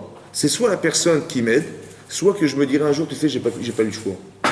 On m'a mis la montagne sur la tête. Parce que mon problème, c'est que je ne suis pas construit pour l'accepter. Donc il faut que j'arrive à devenir cet homme, laisse-moi le temps d'y arriver. C'est ça l'amour. Vous comprenez la différence? La capacité d'être neutre dans une situation de vie, c'est de laisser la chance à l'autre d'exister. De quelle manière? Parce que j'ai les capacités de lui transmettre quelque chose. Si je tombe dans l'émotionnel, je tombe dans les tsaras, je me fais avoir. Et si je reste lucide, mais comment je reste lucide? Parce que j'ai très bien compris une chose. Je fais comme Hachem. C'est que la personne, elle est bête. Il a fait le veau d'or, elle est bête. Mais j'aime la personne. J'aime pas la bêtise. Donc je vais juger la bêtise. On n'a pas dit qu'il faut être des moutons dans la vie. On a dit que quoi? Tu vas juger la bêtise. Juger que bon, il est coupable, il est coupable. Mais est-ce que ça entame dans ton amour? Non. Comme tu as dit des enfants, tu vois. Mon fils, il a un problème, je l'aime, malgré ses erreurs. Mais pourquoi je l'aime? Parce qu'au-delà de tout, je l'aime. Maintenant, qu'est-ce que je vais faire? Comment je vais l'aimer? Eh ben, je vais faire des cours particuliers, ou je vais lui donner des machins, je vais corriger son problème. Vous avez vu que dans l'amour de l'autre, tout à coup, on arrive à comprendre qu'il faut les changer, les gens. Mais quand on n'aime pas assez les gens, comment on raisonne? On dit, ben, je m'en fous, je coupe la relation. Mais c'est pas ça qu'il voulait, Hachem. C'est pas ça le Midbar, c'est pas ça le Sinaï. Le fait qu'on nous ait imposé la Torah sur la tête, vous savez pourquoi? Parce qu'on n'était pas capable de comprendre ces principes. On a accepté la Torah, mais sans comprendre fondamentalement qu'il faut arriver à cette forme de liberté personnelle, de lucidité, qui fait que si tu es prisonnier de tes émotions, comme c'est que dans la vie, vous savez quoi, dans la vie, il fallait faire abstraction de nos principes qui nous ont construits. Comme si on était en train de nous expliquer. Tu as des principes dans ta vie. Tu vois, tu as de l'honnêteté, de la relation parentale, de l'amour pour les enfants, etc., etc. Et vous allez voir que paradoxalement, plus on aime les gens, plus la frustration, elle est puissante. Moins on aime les gens, moins on est réactif. Plus on aime les gens, plus on est réactif violemment. Tu aimes les gens, on te fait un sale coup, tu es violent derrière. Voyez, dans les couples, c'est comme ça. Une femme, elle aime son mari, elle peut être violente parce que par déception émotionnelle. Amoureuse, déception amoureuse. Mais avec ça, je me suis marié, n'importe quoi. Elle lui fait la guerre. Mais c'est normal, c'est logique. Parce que plus on aime, plus on est déçu. Et là, paradoxalement, j'aime plus il nous aime et plus il est neutre. On voulait nous apprendre quelque chose. Nous apprendre que comme ça. Que je ne crois pas que ton amour, que ton amour doit être conditionné par des paramètres. Jamais de ta vie. Non seulement tu n'as pas le droit de souffrir de la bêtise des autres. Tu dis, mais mon fils, il m'a fait ça, mais il m'a rendu fou. Il m'a trompé, machin, il m'a rendu malade. Ne sois jamais malade des erreurs des gens. Jamais de ta vie. Par principe de base. Tu dis, il m'a fait ça, voilà. Mais pourquoi tu te rends malade? Il est bête le type. La personne est bête, pourquoi tu te rends malade? Tu vois, mais tu te rends compte comment il a fait, mais comment il a osé faire, tu te fais tout un film. Mais je dis, mais t'es bête ou quoi? Tu te rends malade pour lui, mais il vaut pas la peine. Ça vaut pas la peine. C'est la neutralité. Pourquoi c'est bien? Pourquoi c'est important? Parce que maintenant tu vas pouvoir réfléchir à qu'est-ce que tu peux faire pour lui. Pas à l'inverse, de dire comment il a osé faire ça, mais on a quand même il y a quand même des conditions dans la vie qu'il n'a pas respectées. C'est pour ça qu'Yaakov il est capable de faire ça. Regardez la différence entre la réaction de Yaakov Avinu, la réaction pardon de Yitzhak Avinu qui a dit Gab va prier, j'accepte de m'être trompé. Et son frère Esav qui dit quoi? Va Isaac, Zaraka, Gedola ou Marad Meod. Quand il a vu finalement que son frère l'avait trompé, il a pris sa bracha, va Isaac, il a fait un cri, Zaraka Gdola, énorme. Gadol, grand. Umara et Amer, Admeod jusqu'à l'extrême. Ça veut dire qu'il a crié de tout son ventre, il a mis. Et qu'est-ce qu'il a dit? Quand mon père mourra, je tuerai mon frère. Tu as vu ce qu'il a fait ou pas? C'est quoi la différence entre Yaakov, Esav et Yitzhak? C'est quoi la différence? C'est quoi la différence? Il dit, tu vois, quand il est là, tu vois, je m'en débarrasserai. Parce que cette souffrance est insupportable. Il a été malhonnête. Ça va? Je le tuerai. Alors qu'Hachem, il ne dit pas, je vous tuerai. Il dira, je vous aime et je vais vous aider à vous en sortir. Que votre avenir dépend de la capacité que vous avez de vous corriger. Et ça, je vous le donne, cet avenir. Je vous aime. Tu as vu la différence de réaction? Alors qu'il dit, je vais te tuer parce que tu n'as pas été correct. L'acrobate, il a repris cette phrase, en fait, quand il dit « je tends l'autre joue ». Pas du tout. C'est pas ça que j'ai dit. J'ai pas dit ça du tout. Ah, bon. J'ai pas dit tu acceptes tout ce qu'on veut, tu auras des baffes. Non, j'ai pas dit ça, au contraire. J'ai dit au contraire. J'ai dit tu n'es pas touché émotionnellement par ça, mais tu te dis l'autre il est fou, il veut que je tende la joue gauche. Non. Vous avez compris la différence? Hachem, il a jugé avec l'Israël quand on a fait le Vaudor? Bien sûr qu'il a jugé. Mais dans la neutralité, pour dire voilà, tu mérites pas ça, je te donne pas. Mais je reste. Mais malgré tout, je ne tombe pas dans le piège des émotions qui feraient que. Pour ça qu'il n'y a pas de vengeance chez Dieu. Ça ne veut rien dire. Parce que la vengeance, c'est une faiblesse. Or, si Dieu est parfait, il n'y a pas de faiblesse. Vous comprenez? Il n'y a pas de faiblesse. Donc, on doit ressembler à Dieu. Vous savez pourquoi Adam s'appelle Adam? Adam. Ça te dit quelque chose, Adam, Michael? Adam. Adam, il y a marqué Adam, pourquoi? Pourquoi il s'appelle Adam? Parce que Adama, il a dit j'étais créé de la terre. Ça, c'est une explication. La deuxième explication, Adam a domé la Elion. Il ressemble au divin. Adam a domé la Elion. Il ressemble au divin. Ça veut dire que quoi? On a été créé à l'image d'Hachem. Mais non, tu as vu l'image d'Hachem ou pas? C'est quoi l'image d'Hachem? Est-ce que Dieu a une image? C'est ce que tu vois de lui, que tu comprends de lui. C'est ça son image. Mais c'est quoi son image? Tu vois, il est capable de rester neutre malgré un affront énorme. Essaie de ressembler à Hachem. Mais tu peux ou pas? Bien sûr que tu peux, parce que tu t'appelles Adam. Tu t'appelles Adam, Adomé la Elion. Ça veut dire que tu as quelque chose en toi que tu dois nourrir par ton étude et par ta compréhension de la vie, par l'étude de la Torah, et un jour comprendre au final que tu peux être capable de maîtriser ça. Mais il faut que tu l'aies compris. Comprendre, c'est quoi comprendre? C'est plutôt que tomber dans le piège d'être victime des erreurs des autres et qui te rendent fou.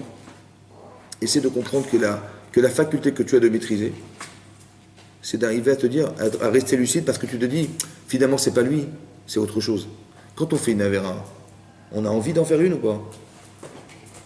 J'ai envie de faire une avéra, j'ai envie. Donc c'est qui veut? C'est moi ou c'est mon Yitzhara qui me poussait? Donc c'est pas moi. Alors qu'est-ce que tu veux maintenant? Je peux toujours dire, mais c'est pas de ma faute. C'est toi qui m'as créé comme ça, c'est toi qui as créé cet ange, il rentre en moi, il attise des besoins, moi je tombe dans le panneau, évidemment. Donc c'est pas de ma faute. On pourrait se dégager complètement de responsabilité, c'est vrai ou pas? On dit non. Parce que derrière ton besoin, il y a quelqu'un d'autre. Il y a toi. Il y a quelqu'un derrière ce besoin, il y a toi. Il est où, c'est où toi? Quand est-ce que tu vas commencer à commencer ta vie? Quand est-ce que tu vas commencer à te construire, à ce que tu puisses exister? Quand on a vu Dieu qui nous a sortis d'Égypte, quand on a vu Dieu qui nous a ouvert la mer Rouge, quand on a vu Dieu, on a été passif, on a vu tout ça, on a des informations. Est-ce que l'information, elle va pouvoir te changer ta vie? Jamais de la vie. Parce que tu n'as pas construit cette capacité à te battre. Il n'y a qu'à Pourim qu'on a compris ça. Que dans la confrontation, comment tu réagis? Il faut avoir une forme de neutralité incroyable pour arriver à dire que toutes les 127 provinces où il y avait des juifs, ils ont tous dit on va faire teshuva. Il n'y a pas un type qui a dit non, on va faire un parti politique, ou dit non, on va s'attacher à la reine, ou dit on va faire un coup d'État, on va assassiner le roi. Personne. Incroyable ou pas? Que unanimement, on a tous trouvé la même solution. Unanimement, mais ça n'existe pas ça. Dans la difficulté, comment tu réagis, cette force en vérité, elle vient du fait qu'on a une neshama. spécial. On a une neshama. On est capable d'être assez fort pour ne pas tomber dans le piège du Yetzer. Et de tomber dans des travers qui sont de réagir dans des situations où finalement on va plus perdre que gagner. Il y a marqué dans la Gemara dans Nedarim que celui qui s'énerve, il renie Dieu. Ça va? Et il pratique la Vodazara, l'idolâtrie. En quoi le fait de s'énerver, c'est d'être idolâtre? Moi je sais ce que c'est idolâtre, ça veut dire que je me procède devant une statuette. Ça va? En quoi le fait de m'énerver, je suis idolâtre? J'ai aucun rapport avec la religion. Oui? Si le monde, si l'autre existe en soi et qu'il me pose un problème, je lui dis, bah écoute, c'est légitime que je me sois énervé parce qu'il m'a fait il m'a trompé. Mon fils, il a pris la bracha que je devais à mon fils. Donc c'était légitime que je m'énerve ou pas? Ouais. Bien sûr, c'est justifié ou pas? Ouais. Cette femme-là, j'ai travaillé 7 ans pour elle et madame, elle a été donnée les signes à sa sœur. C'est légitime que je m'énerve? C'est légitime ou pas? Oui. Celui qui s'énerve, il renie Dieu. En quoi il renie Dieu? C'est légitime. Elle m'a fait ça, je suis désolé. Écoutez-moi bien. Si la vie est la vie qu'on connaît, alors c'est légitime. Alors je ne comprends pas pourquoi c'est interdit. Par contre, si on est dans un désert, et Hachem il a dit, tu vois, ce type-là, il est bête. Tu sais quoi, l'autre il est intelligent, il est bête. Qu'est-ce que je vais faire? Bah tiens, je vais les faire se rencontrer. Comme ça, ils vont se rencontrer, il va faire une bêtise, l'autre il va la voir, et il va l'aider. Mais si je m'énerve en vérité, qu'est-ce qui s'est passé? Je dis, mais t'es bête ou quoi? Mais qu'est-ce que tu m'as fait perdre mon temps? Tu m'as fait perdre de l'argent, mais je veux plus te voir! Donc, qu'est-ce qui va se passer? Finalement, la relation qui aurait dû se créer, elle ne s'est pas faite. La personne qui avait une carence, elle est restée bête malgré tout. Au final, j'ai renié Hachem. De quelle manière? Parce qu'il y avait un système que j'aurais dû accepter, qui est le système du désert. Sache qu'autour de toi, il n'y a que du désert. C'est comme si Hachem il t'avait dit, écoute, je t'envoie quelqu'un, tu t'occupes de lui. Il ne me l'a pas dit, mais c'est ça comme ça que j'aurais dû le comprendre. Parce que tout ce qui m'arrive, en vérité, n'est qu'un message. Et moi, comment je l'ai pris? Je l'ai pris, mais dans la réalité qui est la mienne. Je dis, attends, je suis désolé, tu m'as fait perdre mon temps, mais je ne veux plus te voir, c'est terminé. Je suis tombé dans le panneau, en fait, alors que ce que j'aurais dû réfléchir en disant, écoute, la valeur humaine est plus forte que ma relation à l'autre. Ce que je peux lui apporter est toujours plus fort que ce que je vais ressentir. Et c'est ça qui est marqué là. Qu'il les a comptés après le Vaudor. Ça veut dire qu'il les aimait autant. Mais comment c'est possible? Parce que je ne regarde pas ce que tu as, je regarde ce que tu es. Et ce que tu es est plus fort que ce que tu as. Des fois, tu as des erreurs dans ta vie, des fois, tu as des choses tu as de l'avoir qui n'est pas bon. Alors je dis, bon, mais je regarde plus que l'être, je regarde plus ce que je peux devenir, c'est ça que je regarde. Donc cette neutralité qu'on apprend d'Hachem, c'est cette faculté à pouvoir regarder l'autre, non pas dans ce qu'il a, mais dans ce qu'il va être. Et c'est ça qui m'importe. Et je pense que la Kabbalat Torah, l'acceptation de la Torah, c'est de comprendre ce principe. On est venu sur Terre pour accepter la Torah, ça veut dire quoi? D'apprendre des notions qui nous rendent libres, au point où... Qu'est-ce que vous voulez que le Tzara va faire dans vos vies maintenant? Quand tu as compris ça, mais qu'il ne peut rien faire contre toi. À chaque fois que tu vas te mettre en colère, tu vas comprendre que c'est toi qui perds. Parce que Hachem t'a envoyé une mission que tu as gâchée parce que monsieur il se prend pour je sais pas quoi et il fait mis en colère contre l'autre. C'est dommage. Au final, qu'est-ce que tu as gagné? Tu as gagné que tu es fier de ne pas être bête, mais l'autre, zéro. Tu as raté l'occasion de le changer. Mais face à quelqu'un en colère, on doit faire quoi? Hein? La neutralité. Si on est face à quelqu'un en colère, oui. on est indifférent, ça tue l'indifférence aussi. Ben oui, ça veut dire que l'autre, il se sent impuissant. Vous lui montrez que ça ne sert à rien. Parce que quand il s'énerve, qu'est-ce qu'il veut gagner en s'énervant? Il veut vous imposer quelque chose. Il dit, tu fais ça, je vais m'énerver, attention, hein. Donc je suis obligé d'accepter ce qu'il va s'énerver. Mais j'accepte rien du tout. Hein. Pourquoi j'accepte pas? Parce que quelque part, moi, la personne qui s'énerve, je lui dis, écoute, il n'y a pas de problème, quand tu seras calmé, on discute. Il me dit, mais non, je voulais ta vie. Comme dans des couples. Ma femme, elle me dit, vous savez, j'arrive pas à m'arranger avec mon mari. Je dis, pourquoi? Parce que dès que je lui parle d'un sujet qui le trouve, il crie, machin. Il se met en colère, machin. Il dit, ouais, je peux plus parler, je me tais. Mais je dis, mais ça va pas ou quoi? Il dit, pourquoi vous croyez qu'il crie, lui? Parce que ça le dérange. On est dans un désert. Dans un désert, il n'y a personne. Donc il y a quoi? Il y a lui et moi. Il n'y a que sa bêtise et moi. Donc comme il ne supporte pas sa bêtise, il ne supporte pas qu'on le remette en cause dans sa bêtise, il va se mettre en colère, ça va le toucher. Qu'est-ce que je fais? Moi je dis, écoute, c'est simple. Je dis comme ça, écoute, il y a un problème, moi je souffre de ta bêtise. Maintenant, je t'aime tellement que je suis d'accord que tu te calmes. Et quand tu trouveras le moment où ça ira, on discute, il n'y a pas de problème. Mais de toute façon, il faut que tu changes. Parce que moi, je ne supporterai pas de vivre avec un type comme ça, et que je vais souffrir toute ma vie parce que monsieur, il s'énerve. Non, il n'y a pas de problème. Quand tu seras calmé, on discute, et je t'explique pourquoi j'ai un problème. Parce que ton comportement m'amène à une souffrance, j'ai pas l'impression d'être femme, ou j'ai pas l'impression d'être un mari, j'ai l'impression qu'on vit pas une vie de couple, et ça me dérange. Donc tu dis voilà, tu peux t'énerver, c'est vrai, mais t'énerver au final, qu'est-ce que tu vas gagner? Tu vas gagner de rester ce que tu es. Et moi, ça m'intéresse pas. Je veux pas vivre avec cette personne. Par contre, j'ai épousé quelqu'un avec qui je veux vivre. Mais lui là, non. Cette personne-là que tu... Ça, je veux pas. Donc il faudrait que j'arrive à épouser l'autre. Mais l'autre, il est pas là, il accepte pas d'être cette personne. J'attends que tu te calmes, et quand tu voudras, on se retrouve, il n'y a pas de problème. Mais je veux absolument que... Vous avez compris la lucidité qu'il faut avoir? C'est comme Hachem. T'as compris? Il y a personne qui se braque et qui dit je veux pas changer de toute façon. Hein? Alors je t'explique pourquoi tu vas changer.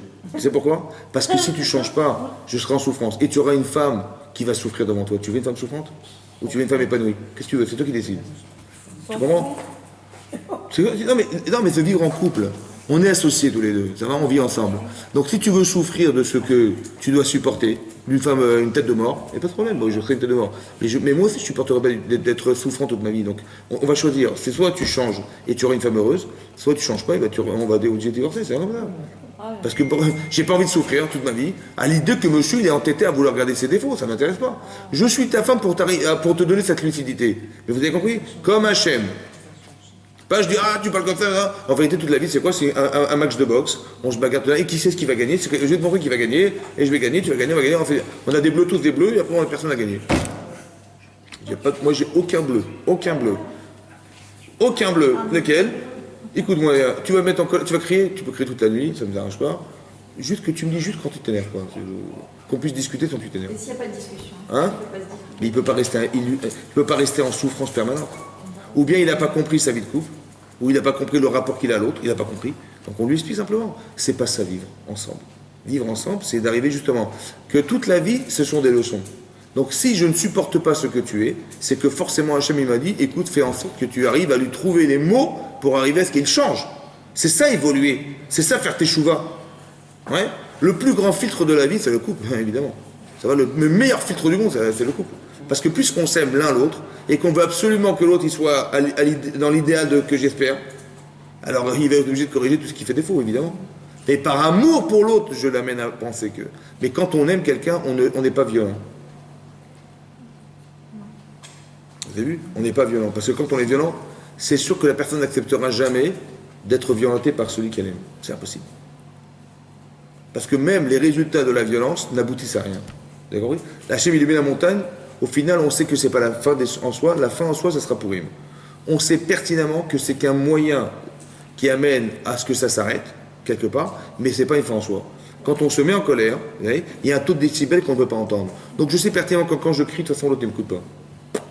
Pourquoi? Parce que je ne suis pas assujetti à personne dans ma vie. Donc quand tu cries, tu m'imposes quelque chose, je ne suis imposé à personne. C'est pas ça d'être libre. La liberté, c'est pouvoir faire un choix, et ce choix, tu m'empêches de l'exprimer, donc je ne t'écoute même pas. Et c'est comme ça. Donc il peut crier toute sa vie, ça ne sert à rien. Vous avez compris? Il est en face de lui quelqu'un qui ne l'écoutera pas. Par contre, si on établit un dialogue, ça veut dire on se respecte, on s'aime, on est capable de se dire que par amour, quand je souffre, et ben moi je suis dérangé par la souffrance de ma femme, et ben je veux changer par amour pour elle, parce que j'ai pas envie de la perdre. C'est tout. Donc j'ai dit, ben, elle est malheureuse, ben, je dis, ben, qu'est-ce qui va pas ma chérie? Elle dit, ben, il y a ça, il n'y a pas de problème, je change. Moi je change, je gagne que j'ai changé, et deux, j'ai gagné. Mais c'est ça la lucidité, c'est le désert dans le Sinaï. Vous avez compris? Il faut que ce soit un désert. Que autour de moi, il n'y a rien d'autre, qu'il n'y a rien qui va déranger nos vies, à part le fait qu'on est comme dans le désert. Bamidbar, et qu'il y a de la lucidité du Sinaï. Est-ce que tu es dans la Torah ou t'es dans la Torah ou tu vis ta vie? Tu dis, mais moi l'intérêt, c'est que... Mais je sentais bien dans l'histoire, mais c'est pas ça la Torah. La Torah, c'est que tu respectes les lois de la Torah. C'est quoi respecter la Torah? C'est de respecter le rapport à l'autre. Comme Hachem, tu vois, Hachem, tu fais le vaudor, il n'a pas de problème. Il dit, mais mon amour n'a pas été affecté parce que tu m'as trahi. Pas du tout. Simplement que tu as un problème. Corrige-le, on se retrouve, il n'y a pas de problème. En vérité, c'est quoi qui est problématique? C'est le entre nous. Fais-le entre nous. Ça veut dire que moi je t'aime, mais malheureusement, entre nous, il y a un truc. Mais si tu enlèves le entre nous, tu as fait le vaudor. Écoute, il y a un truc entre nous. Il y a le vaudor. Fais tes choix sur le vaudor, on se retrouve, il n'y a pas de problème. On fera le Mishkan ensemble, il n'y a pas de problème. Ça n'a rien entamé dans notre relation. Parce que je sais pertinemment que c'est une défaillance. C'est pas toi, c'est la défaillance. Donc si tu corriges la défaillance c'est quoi? C'est c'est intellectuellement défaillant, ou bien émotionnellement défaillant, ou bien... C'est ça la différence. C'est la bêtise qui nous sépare en fait. Donc quand tu remets de l'ordre dans la bêtise, il y a un trou dans sa tête. Quand tu combles, tu mets de la connaissance, et bien tout à coup ça marche. Tu vois? C'est comme une machine. Tu dis elle est en panne. Je dis elle est en panne, on la jette. Non, on la jette pas, on répare. On n'a jamais pensé une seconde qu'on devait jeter une voiture s'il manquait d'essence. Il n'y a plus d'essence, on la jette. Non, mais remplis ton réservoir. La batterie est cassée, ben tu la changes. On n'est pas là pour détruire les éléments. On est là pour arranger les choses. C'est ce que Hachem y pense. Il dit, notre amour n'a pas été du tout affecté. C'est comme ça qu'il faut réfléchir. C'est pour ça qu'au départ, on ne pouvait pas l'accepter de cette manière, la Torah. Il fallait qu'on nous l'impose. Maintenant, on te l'impose comme si tu vas à l'école, tu n'as pas compris quoi c'est à l'école, on te l'impose. On ne dit pas, bah, quand tu auras 18 ans, tu vas comprendre, on t'enverra à l'école. Non, non, je ne vais pas attendre 18 ans, je t'envoie à 6 ans à l'école, et tu vas travailler, tu vas réussir. Et Bezat Hachem, quand tu auras l'intelligence de ce que t'amène l'école, tu verras que tu réfléchiras, tu seras autonome. Donc la Torah, on nous l'impose au départ, parce qu'on n'est pas construit pour l'accepter. C'est comme ça. On a dit là, c'est tout ce que tu veux, il n'y a pas de problème. Seulement, hein, est-ce qu'au fond de toi, c'est toi qui l'acceptes, ou c'est parce que tu n'as pas le choix que tu l'acceptes? Et dans toute la vie, il faut réfléchir comme ça. Tu ne te maries pas parce que tu n'as pas le choix. Tu dis, mais comment je vais rester seul? Non, tu te maries pas parce que tu t'ennuies, hein. Parce que tu veux construire quelque chose dans ta vie. Il faut qu'il y ait un objectif, il faut qu'il y ait du divin dedans, il faut qu'il y ait quelque chose de fort. Pas parce que tu t'ennuies, parce que tu vas avoir des enfants, tu vas fonder un foyer comme tout le monde. Non, tu te maries parce que tu comprends fondamentalement ce que veut dire partager sa vie. Mais ça, c'est la Torah. Tu te maries pas égoïstement parce que tu en as marre de manger des sandwichs. Et ta femme a fait du poisson tous les soirs. Non. C'est ça, il faut comprendre que c'est pas par intérêt. C'est pas dans l'intérêt de toi. Et quand ça va dans ton sens, ça va tant mieux. On va pas faire la Torah parce que Dieu nous arrange. Mais quand ça m'arrange pas, il n'y a plus de bon Dieu. Vous avez compris? C'est pas ça. Tu fais pas sa volonté la tienne. Tu comprends? Moi, je m'arrange avec la chaîne. Tout ce qui m'intéresse, je le fais. Shabbat, je m'arrange. Attends, faut exagérer. Déjà, je crois en Dieu, mais en Shabbat, c'est un peu dur, il ne faut pas exagérer. S'arrêter de travailler Shabbat, tu ne peux pas. Donc, mais non, tu as fait de ta volonté la sienne. On ne t'a pas demandé de faire ta volonté la sienne, il faut faire la sienne, ta volonté. Que tu arrives à t'adapter à Hachem. C'est ça la différence. On accepte la Torah, hein. Naseh Benishma. Ça veut dire, au fond, ça veut dire que tu dois avoir des idéaux qui font que ta tête, c'est un désert. Tout est à construire. Autant ta réalité, il faut la voir comme si qu'il n'y avait que toi et Hachem. Il t'arrive un truc, il t'a envoyé un coup de téléphone. Essaie de le comprendre comme ça. Et quand tu réfléchis comme ça, tu peux comprendre des choses. Mais quand tu réfléchis parce qu'il y a quelqu'un en face de toi, et tu dis, mais c'est avec lui que j'ai un problème, tu n'as pas de problème avec lui en réalité. La preuve. Quand Yaakov a vu Esav arriver avec les 400 hommes, qu'est-ce qu'il a fait? Quand Yaakov, il a vu Esav arriver avec 400 hommes, Vaya Yetzerlo. Il a eu peur, et il était inquiet. J'ai dit qu'il a eu peur de mourir, et il a eu peur de tuer. Il dit, je comprends pas pourquoi tu as peur de tuer. Tu te défends. Bizarrement. Ça va?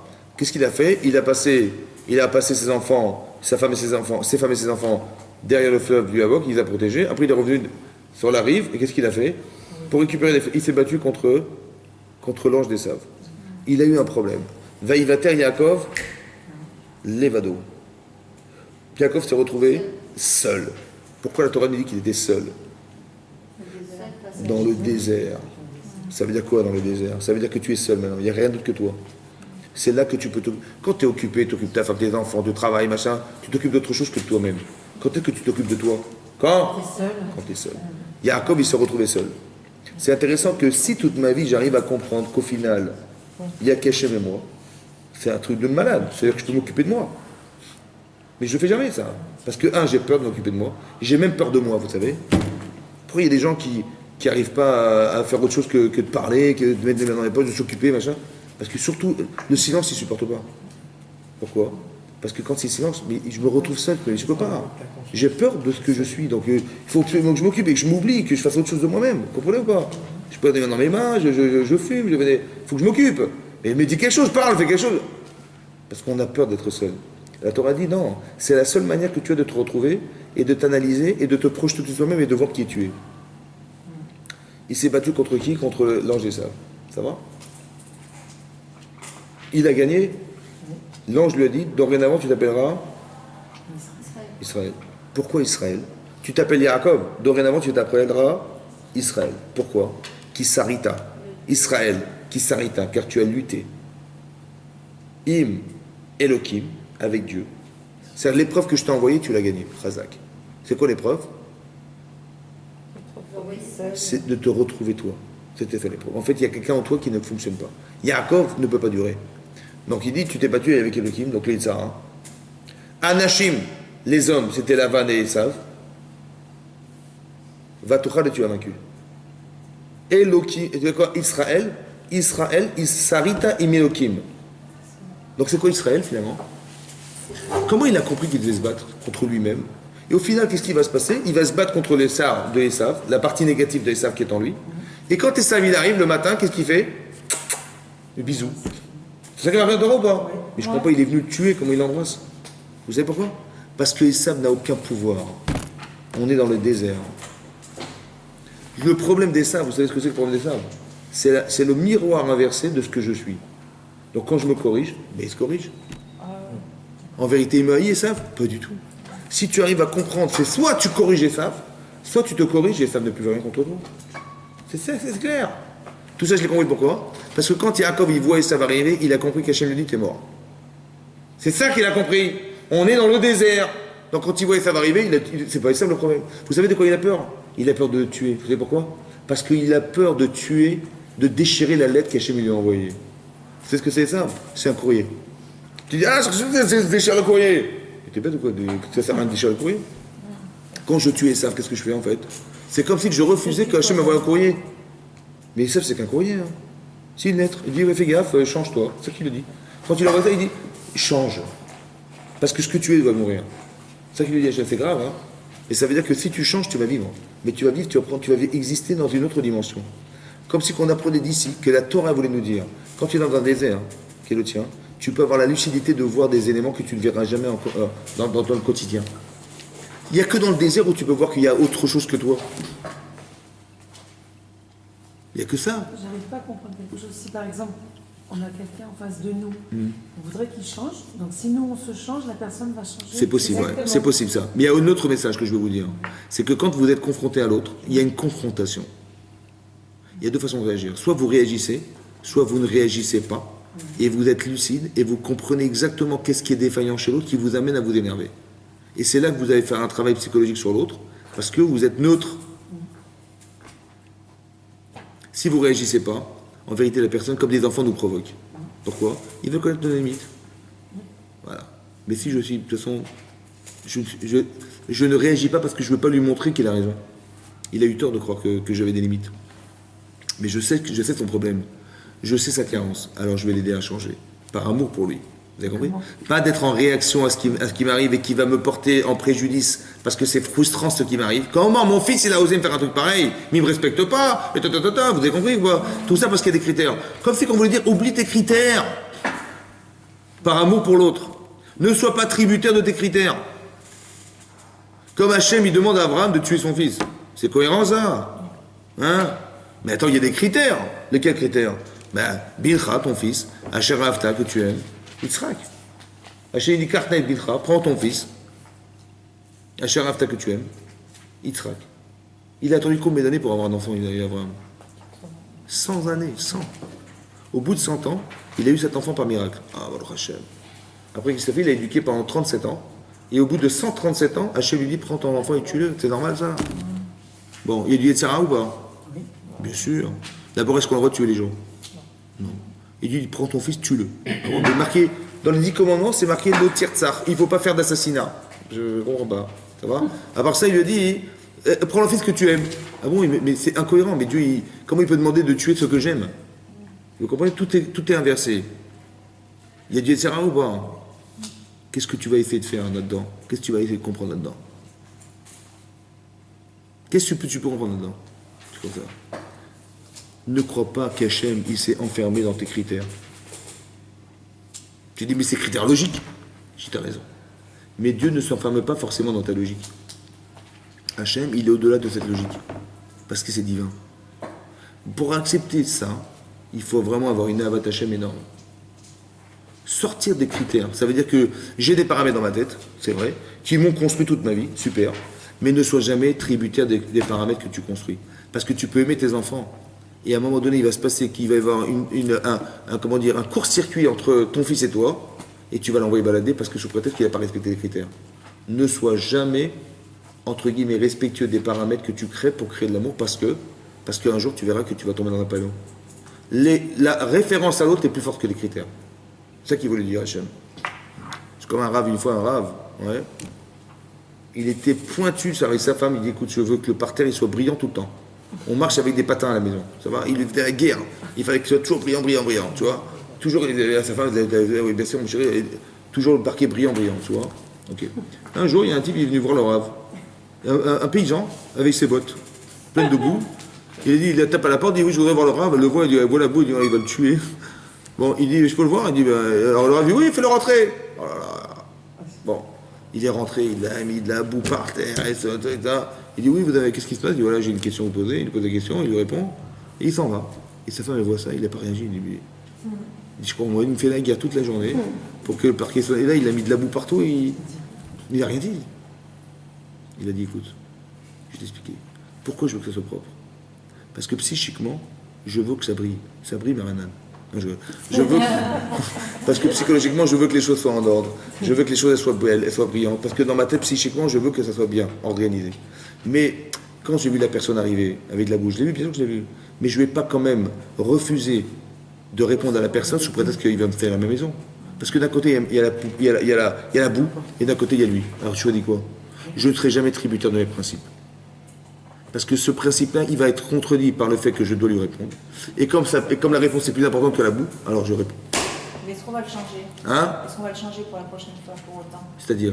Vous dites, Est-ce que je vais m'empêcher de lui répondre sous prétexte qu'il a mis de la bouche à moi? Non, mais après. Mais j'ai des principes, moi. Et après, Jamais tributaire, parce que la vie de l'autre est plus importante que tes principes. C'est ça qu'il a voulu dire Hachem. Vous avez compris? Donc après, il ne demandera plus Hein? à nettoyer après. Mais bien sûr qu'il ne viendra plus, vous avez compris? Que jamais je dois mettre en cause mes critères sous prétexte que jamais je dois me rendre tributaire de mes critères parce que la relation est plus forte que les critères, vous comprenez? Si les gens comprennent ça, c'est fondamental dans la vie de tous les jours, en couple, en famille, avec les amis, on peut amener que des valeurs dans ça. Parce que jamais mettre en recul. C'est parce qu'on a des principes qui nous ont construits dans notre vie qu'on doit être tributaire de ces principes, c'est ça que je vais vous expliquer. Il est chômeur à bisionner, il écoute la honte, il ne répond pas. Pourquoi? Parce que c'est l'autre qui est bête. Pourquoi moi je me rends malade pour l'autre? Ça me calme. Et là je me dis, je suis lucide. Qui me traite de sale juif? Je veux lui répondre. Mais de quelle manière? J'ai deux façons de répondre. Soit je dis, attends, oh, on est juif ou pas? Je lui casse la figure. Attends, je vais lui montrer qui je suis, moi. Mais je suis bête. Parce qu'il va me casser la figure, après je vais me casser la figure, on va me casser la figure, on va me casser la figure. Qui c'est qui va gagner? C'est comme ça qu'il fallait répondre. Il fallait répondre. Dire dommage, je vais te traîner au tribunal. Je t'aime bien, hein, mais ça ne me touche pas. Parce que t'es bête. Tu vois? C'est toi qui vas perdre. C'est pas moi qui vais perdre, c'est toi qui vas perdre. Tu croyais que tu allais. Non, il y a deux témoins au tribunal. Je vais pas me rendre malade pour lui quand même. Vous avez compris? Le Yitzhara, c'est de dire, comment t'as vu comment il t'a parlé? T'as quand même une fierté, non? T'as un amour propre quand même, alors défends-le, vas-y, défends-le. C'est Yitzhara, ça. C'est comme de se venger, c'est comme d'avoir rancune, c'est la bêtise. Parce que la relation est toujours plus forte. En vérité, même ce type-là, tu peux lui apporter quelque chose. C'est incroyable, hein? Pourquoi vous croyez qu'Abraham Avinu, il a prié pour sauver ce homme? Pourquoi vous croyez qu'Abraham Avinu, il a prié pour sauver la vie de ce homme? Il priait pour ces gens-là. Il décapitait des gens, il coupait des gens, il priait pour eux. Hein? Il dit, même ces gens-là, tu peux les sauver. Tu as compris ou pas? Parce que la façon de fonctionner est fausse. Il suffit simplement de changer la façon de penser. Et tu verras que c'est une tzadikim. On ne tue pas des gens. Ça va? On fonctionne. Et il faut avoir la lucidité de se dire, pas de dire, mais tu te rends compte de ce qu'ils font. Ce qu'ils font ne sont pas ce qu'ils sont. Rappelle-toi toute ta vie. Ce qu'ils font, ce sont des erreurs. Alors tu changes d'erreur. Il y a un mécanisme qui ne fonctionne pas. C'est tout ce qu'il faut comprendre. On ne tue pas les gens, on transforme les gens. Mais pour ça, il faut avoir envie d'aider. Il faut avoir faire un kiddush Hashem. Il faut aimer le clan Israël. Il faut aimer les gens. Il faut se dire qu'on fait partie d'un tout. Il faut se dire, tout ça, il faut te le dire. C'est ça la Torah. T'as compris? Mais comme c'est pas construit, alors on te l'impose au départ. Maintenant, je te l'impose parce que je sais que tu n'es pas construit pour l'accepter. Mais jusque-là, il faut l'accepter. Jusque dire, on va me faire la honte de ma vie, et je suis lucide, et je reste entier parce que Hachem, il est comme ça. La personne qui se met en colère contre une autre personne qui l'insulte, par exemple. Oui. elles ne se parlent plus, les deux ne se parlent plus. Au bout d'un moment, elles ont envie de se réconcilier. J'espère. Celle qui est en colère ne veut pas appeler. D'accord. Donc c'est l'autre qui va appeler certainement. Et il faut lui expliquer. La Il faut lui personne qui expliquer. est lucide. Il faut dire comme ça. Il faut Qu'est-ce dire, qu'elle doit dire à la personne en très colère simple, très simple. Je dis comme ça. D'un côté, c'est vrai que tu m'en veux. Donc tu mets sur la balance ce que je t'ai fait. Ça va? Tu mets ça. Et d'un côté, tu mets l'amitié qu'on aurait pu construire ensemble. Qu'est-ce qui pèse plus loin? La bêtise qui nous sépare ou l'amitié qui nous réconcilie? C'est quoi qui est mieux? Hein? L'amitié. Alors élimine ça, c'est bête. T'es bête? T'es bête. Parce que le entre nous est pire pour toi. C'est pire que de retrouver notre relation. C'est n'importe quoi. C'est pas logique. Donc il dit, mais tu vois bien que c'est faux ce que tu penses. Et donc tu as été piégé. Donc finalement, quand tu réfléchis, tu vois bien que dans ta logique relationnelle, tu vois bien que ce qui nous sépare était plus important que de retrouver notre relation équilibrée. C'est pas normal. La relation humaine est toujours plus forte que ce qui nous sépare. Toujours, il faut toujours. Alors que les gens, ils font l'inverse. Ils se séparent pour des moyens ou des éléments qui font que finalement j'ai été frustré, j'ai été blessé, j'ai perdu. Vous avez compris? Tu m'as fait perdre, hein? C'est de l'orgueil. Mais voilà, c'est de l'orgueil, c'est de la bêtise. C'est comme quelqu'un qui se met en colère, il est orgueilleux. Parce que par amour propre, mais le Yetzer Hara nous fait fonctionner chez nous, il est révélateur de notre défaillance. Donc finalement, si je me mets en colère, c'est que j'ai un amour propre qui dépasse l'entendement. Et donc c'est ça qui me dit Yetzer Hara. Il m'a fait savoir quelle était ma défaillance. C'est clair. C'est ça d'accepter la Torah. C'est ça Shavuot. On va accepter la Torah, ça veut dire qu'on va accepter de connaître la Torah de façon à ce qu'on puisse un jour raisonner sans avoir besoin de passer des tributaires de émotions qui vont nous faire oublier qu'on a un cerveau. C'est simple. On apprend la Torah juste pour ça. Pour arriver que dans une situation pareille, je saurai ce que je n'ai pas le droit de faire et je saurai comment je dois raisonner pour arriver à solutionner les autres. C'est dur de se réconcilier. C'est dur. C'est pourquoi? Ça demande beaucoup de caractère, ça demande beaucoup d'amour, ça demande beaucoup de patience. Ça demande... Eh ben, c'est des valeurs ou pas? Donc j'ai grandi ou je me suis... J'ai grandi. Voilà. C'est ça qu'il faut comprendre. Je serai toujours plus grand lorsque je me calme que lorsque je m'énerve. Parce que de m'énerver, j'aurais gagné que finalement j'ai défendu mon amour propre. Et alors et l'autre, personne. Il n'y a personne en face. C'est pire, il a gagné, Sarah, il a gagné. Il n'a pas le droit de gagner. Oui, moi je reprends l'acrobate. Et donc l'acrobate, il n'a rien compris parce que il n'y a pas eu de jugement. Je vois pas pourquoi il n'a rien compris. J'ai pas tout compris. J'ai pas compris. Non, mais il a dit tant l'autre jour. Ah, ce qu'il a dit tant l'autre jour? Oui, tant l'autre jour, mais tant l'autre jour, ça c'est une veut soumission dire qui que- n'a aucun sens. Ah, c'est une soumission. Ben oui, c'est une soumission. Comme on dit, tu aimeras ton prochain plus que toi-même. Déjà comme toi-même, c'est pas mal, mais plus que toi-même. Ça n'existe pas. C'est pas humain plus que toi. D'accord. Mais aimer comme soi-même, ça veut dire d'aimer comme soi-même, ça veut dire autant tu es contente d'avoir reçu quelque chose, et ben espère-le pour les autres, comme toi-même. Vous avez compris? Ah, d'accord. Que l'amour de ce que de ce que je considère pour moi, j'aurais tellement aimé que les autres y aient aussi. Vouloir tout le Aimer ce qu'on aime, s'aimer pour aimer. Vous avez compris? J'aime comme je m'aime moi-même, mais il faut encore s'aimer pour aimer. Donc je sais ce que je vaux, je m'apprécie, et ben j'espère que les autres seront moins comme moi. Voilà. Donc je donne. Donc je ne regarde pas l'intérêt de mon existence, je regarde le devenir de mon existence. Vous avez compris? Voilà. D'aimer comme soi-même. Mais pour aimer les gens, il faut d'abord s'aimer. Les gens qui négligent les autres, c'est quoi? Ben, ils ne s'aiment pas eux-mêmes. Donc ils sont dans un rapport à l'autre qui est un rapport de dénigrement parce que je ne sais que me dénigrer. Mais si tu as une valeur, tu sais pourquoi tu apprécies ce que tu es, mais tu es prêt à te trouver chez les autres. Et tu apprécieras les autres autant que tu t'apprécies.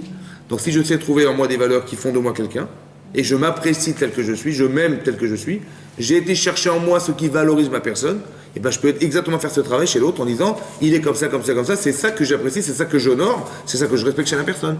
Il faut apprendre à s'aimer pour aimer. C'est ça que ça veut dire. Mais d'aimer plus que soi-même, ça n'a aucun sens. Parce que comment je peux trouver plus que moi? Je n'existe pas. Vous avez compris? Et c'est vrai qu'une mère, par exemple, son enfant a tué, eh bien, elle l'aime toujours son enfant et elle trouve toujours une excuse. Parce que la valeur de l'autre est toujours plus forte que ce qui nous sépare. C'est ça le principe. C'est ça. C'est pas parce que mon fils il m'a fait ce coup-là que je vais pas l'aimer. Ouais. Je vais jamais rendre tributaire notre relation sous prétexte qu'il y a un problème entre nous. Ça n'existe pas. C'est-à-dire que la valeur de l'enfant est plus forte que ce qui nous sépare. C'est ça. Et bien si j'arrive à faire ça avec mon mari, avec mes voisins, avec mes amis, c'est magnifique. Et puis il n'y a plus de dessert. Même avec ses ennemis. Hein? Pareil, avec ses ennemis, c'est pareil. Mais Parce que mon ennemi, Il faut être diplomate. hein, Il faut être diplomate. mais jusque-là, en vérité, écoute-moi bien, si j'ai compris ça, il n'y a plus de dessin. Et si j'arrive à lui expliquer ça, il n'y a plus de guerre. Alors on peut expliquer ça à toi à Daesh. Ouais, après, hein, dans la limite de ce qui est possible. Parce que des fois, on a vu dans la Torah qu'il y a des limites qui sont insupportables. À un moment, on peut plus. À un moment, tu dis il faut pas tuer, à un moment, on est obligé. Mais c'est ça, c'est ça. T'as raison que des fois, la limite, c'est que l'autre il meurt, c'est normal. Parce que la limite qu'il a atteinte est tellement impossible à ramener. Tu vois, des gens comme ça, les gens qui ont la culture de la mort, ils disent on n'a rien à faire sur terre, il faut, nous, la mitzvah, c'est d'éliminer tout ce qui nous tue, mais nous mourir, nous, aucun problème. Tu vois, on n'est que de passage. Et donc, c'est quoi le message? Alors qu'à l'inverse, Moshe Rabbeinu, il a demandé à Hachem, il dit laisse-moi vivre dans une vache. Pour que je vois comment tu réagis dans le monde, etc. Laisse-moi vivre pour que je vois. L'autre il dit laisse-moi mourir pour que je vois plus. Oui, c'est exactement l'inverse. C'est-à-dire que c'est culturel, c'est philosophique en fait. Mais au lieu de leur démontrer, la logique, ça serait de démontrer que la vie ne se traduit pas par la mort, mais par vivre. Nous, c'est l'inverse. On tue, quand on fait teshuva, on élimine ce qui nous tue. Tu vois? Quand tu fais teshuva, tu dis j'ai un problème qui exerce une défaillance chez moi. C'est vrai? On crée Daesh. Hein? On crée Daesh. Quoi on crée Daesh? On les crée. S'il y a Daesh, c'est parce qu'on a des choses à corriger. J'ai compris. Mais ça, c'est le repère qui existe dans les. Ça, c'est le désert. C'est l'histoire du désert. C'est le désert. Mais je veux dire comme ça que nous, on fait teshuva, on élimine ce qui nous tue. Mais pas qu'on entretient ce qui nous tue. Tu comprends? On élimine. Quand tu fais teshuva, tu dis ça, c'est fini, je fais plus ça. Mais ça me détruit en fait. Donc j'élimine ce qui me tue en faisant teshuva. Parce que je veux vivre. C'est l'inverse. Alors que eux, ils se disent non, il faut éliminer ce qui doit mourir. Donc j'élimine les gens, on n'épine pas les gens, on a toujours expliqué qu'on aide les gens à changer. Tu vois? Donc si tu leur expliques qu'on a plus à gagner d'exister en changeant les têtes, mais pas en tuant les gens, ben, ils ont compris que c'est ça la Torah, c'est ça vivre, c'est ça vivre. Exister, comme avec leurs propres enfants. Ben, un enfant il a un problème, il dit pas puisque tu es défaillant, je t'élimine. Non. Je dis, tu as un problème existentiel, tu as un problème intellectuel, et ben je vais t'aider à comprendre mieux et tu verras que tu changeras. C'est ce que j'appelle le entre nous, tu vois. Que entre nous, il y a un problème, c'est pas toi qui es remis en cause, c'est le entre nous que je remets en cause. Je ne remets jamais en cause la personne. C'est pour ça que je suis nonchalant, j'ai beaucoup d'appétit, comment dire, d'appétit, j'allais dire. J'ai beaucoup de relationnels profonds avec les personnes pour dire c'est toi que je vais aider, tu vois. Après, il faut toujours trouver les mots, savoir comment dire, tu vois, comment dire, avoir de l'empathie, il y a une forme de résistance qui fait que l'amour de la personne est plus fort que la résistance, tu vois. Et c'est ça qui va aider la personne. Quand quelqu'un tu dis, écoute, j'ai quelque chose à te dire, je te dis en pleine figure. Bon, tu le prends comme tu veux, c'est pas grave, je te dis la vérité, je te l'envoie en pleine figure. Bon, et après tu dis, mais attends, t'aurais mieux. Écoute, je suis désolé, c'est la vérité. D'accord? Alors voilà, prends-le comme ça. Bon, en vérité, j'ai perdu. Parce que la personne, elle va pas écouter, et deux, on a perdu notre relation. Par contre, je dis, écoute, j'ai un truc à te dire, mais je sais pas comment te le dire. Tu commences à dire, écoute, je n'ose même pas, c'est tellement gênant de ma part de te le dire que je sais pas comment. Mais dis-le-moi. Mais franchement, ça me dérange. Mais dis-le-moi. Voilà, il y a ça. Tu vois, j'ai respecté la personne, j'ai eu honte de lui dire, j'ai eu honte de lui faire honte. Et bien la personne, elle se sent respectée, elle dit, t'as raison, excuse-moi, voilà, je change. T'as vu la différence? J'ai dit le même message, mais j'ai mis la forme. Parce que par respect pour la personne. Parce que moi, ce qui compte, c'est pas de lui dire la vérité. J'ai pas besoin de lui dire la vérité, il le sait déjà. J'ai besoin qu'il accepte la vérité, c'est différent.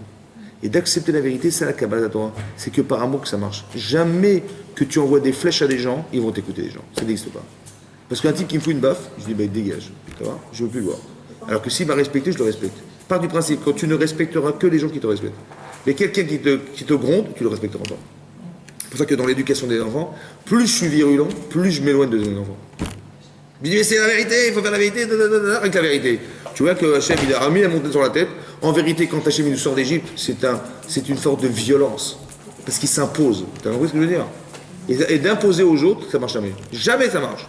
Même quand tu fais une tova des gens, mais tu l'imposes aux autres, alors les gens, ils te diront pas merci. C'est dingue, hein? Parce qu'au fond, tu leur as imposé. Les Occidentaux sont très forts pour ça. Hein? Ils sont très forts pour ça. C'est-à-dire? La Torah, c'est-à-dire pour chaque chose, ils vont trouver, ils vont dire non, il faut les aider, il faut leur donner de l'amour pour pas qu'ils nous tuent. Ben bien sûr, c'est de la chorma, ça. C'est de la pédagogie, c'est de la pédagogie, évidemment. C'est comme ça. Parce que l'inverse est faux. Jamais, Quand tu vois bien, d'ailleurs, je crois qu'ils viennent devant la violence, on dit non, on est intransigeant et ça ne marchera pas. Ça ne marche pas, parce que tu m'imposes. Toute forme de dictature n'a pas d'avenir, tu comprends? Mais toute forme de dictature n'a pas d'avenir. Mais ça, c'est de la logique de la Torah, ça. Ça n'a jamais été comme ça. Il applique, ce que je veux dire, c'est qu'il l'applique plus que nous. Plus que je sais pas. En tout cas, ça a été tiré de la Torah. C'est-à-dire que maintenant. Ben oui, parce que maintenant, le fait de négocier, le fait de réfléchir, le fait de parler, d'essayer de changer, ça, c'est une relation qui est Torah. Et de dire, tu n'es pas d'accord, on fait la guerre. C'est comme ça.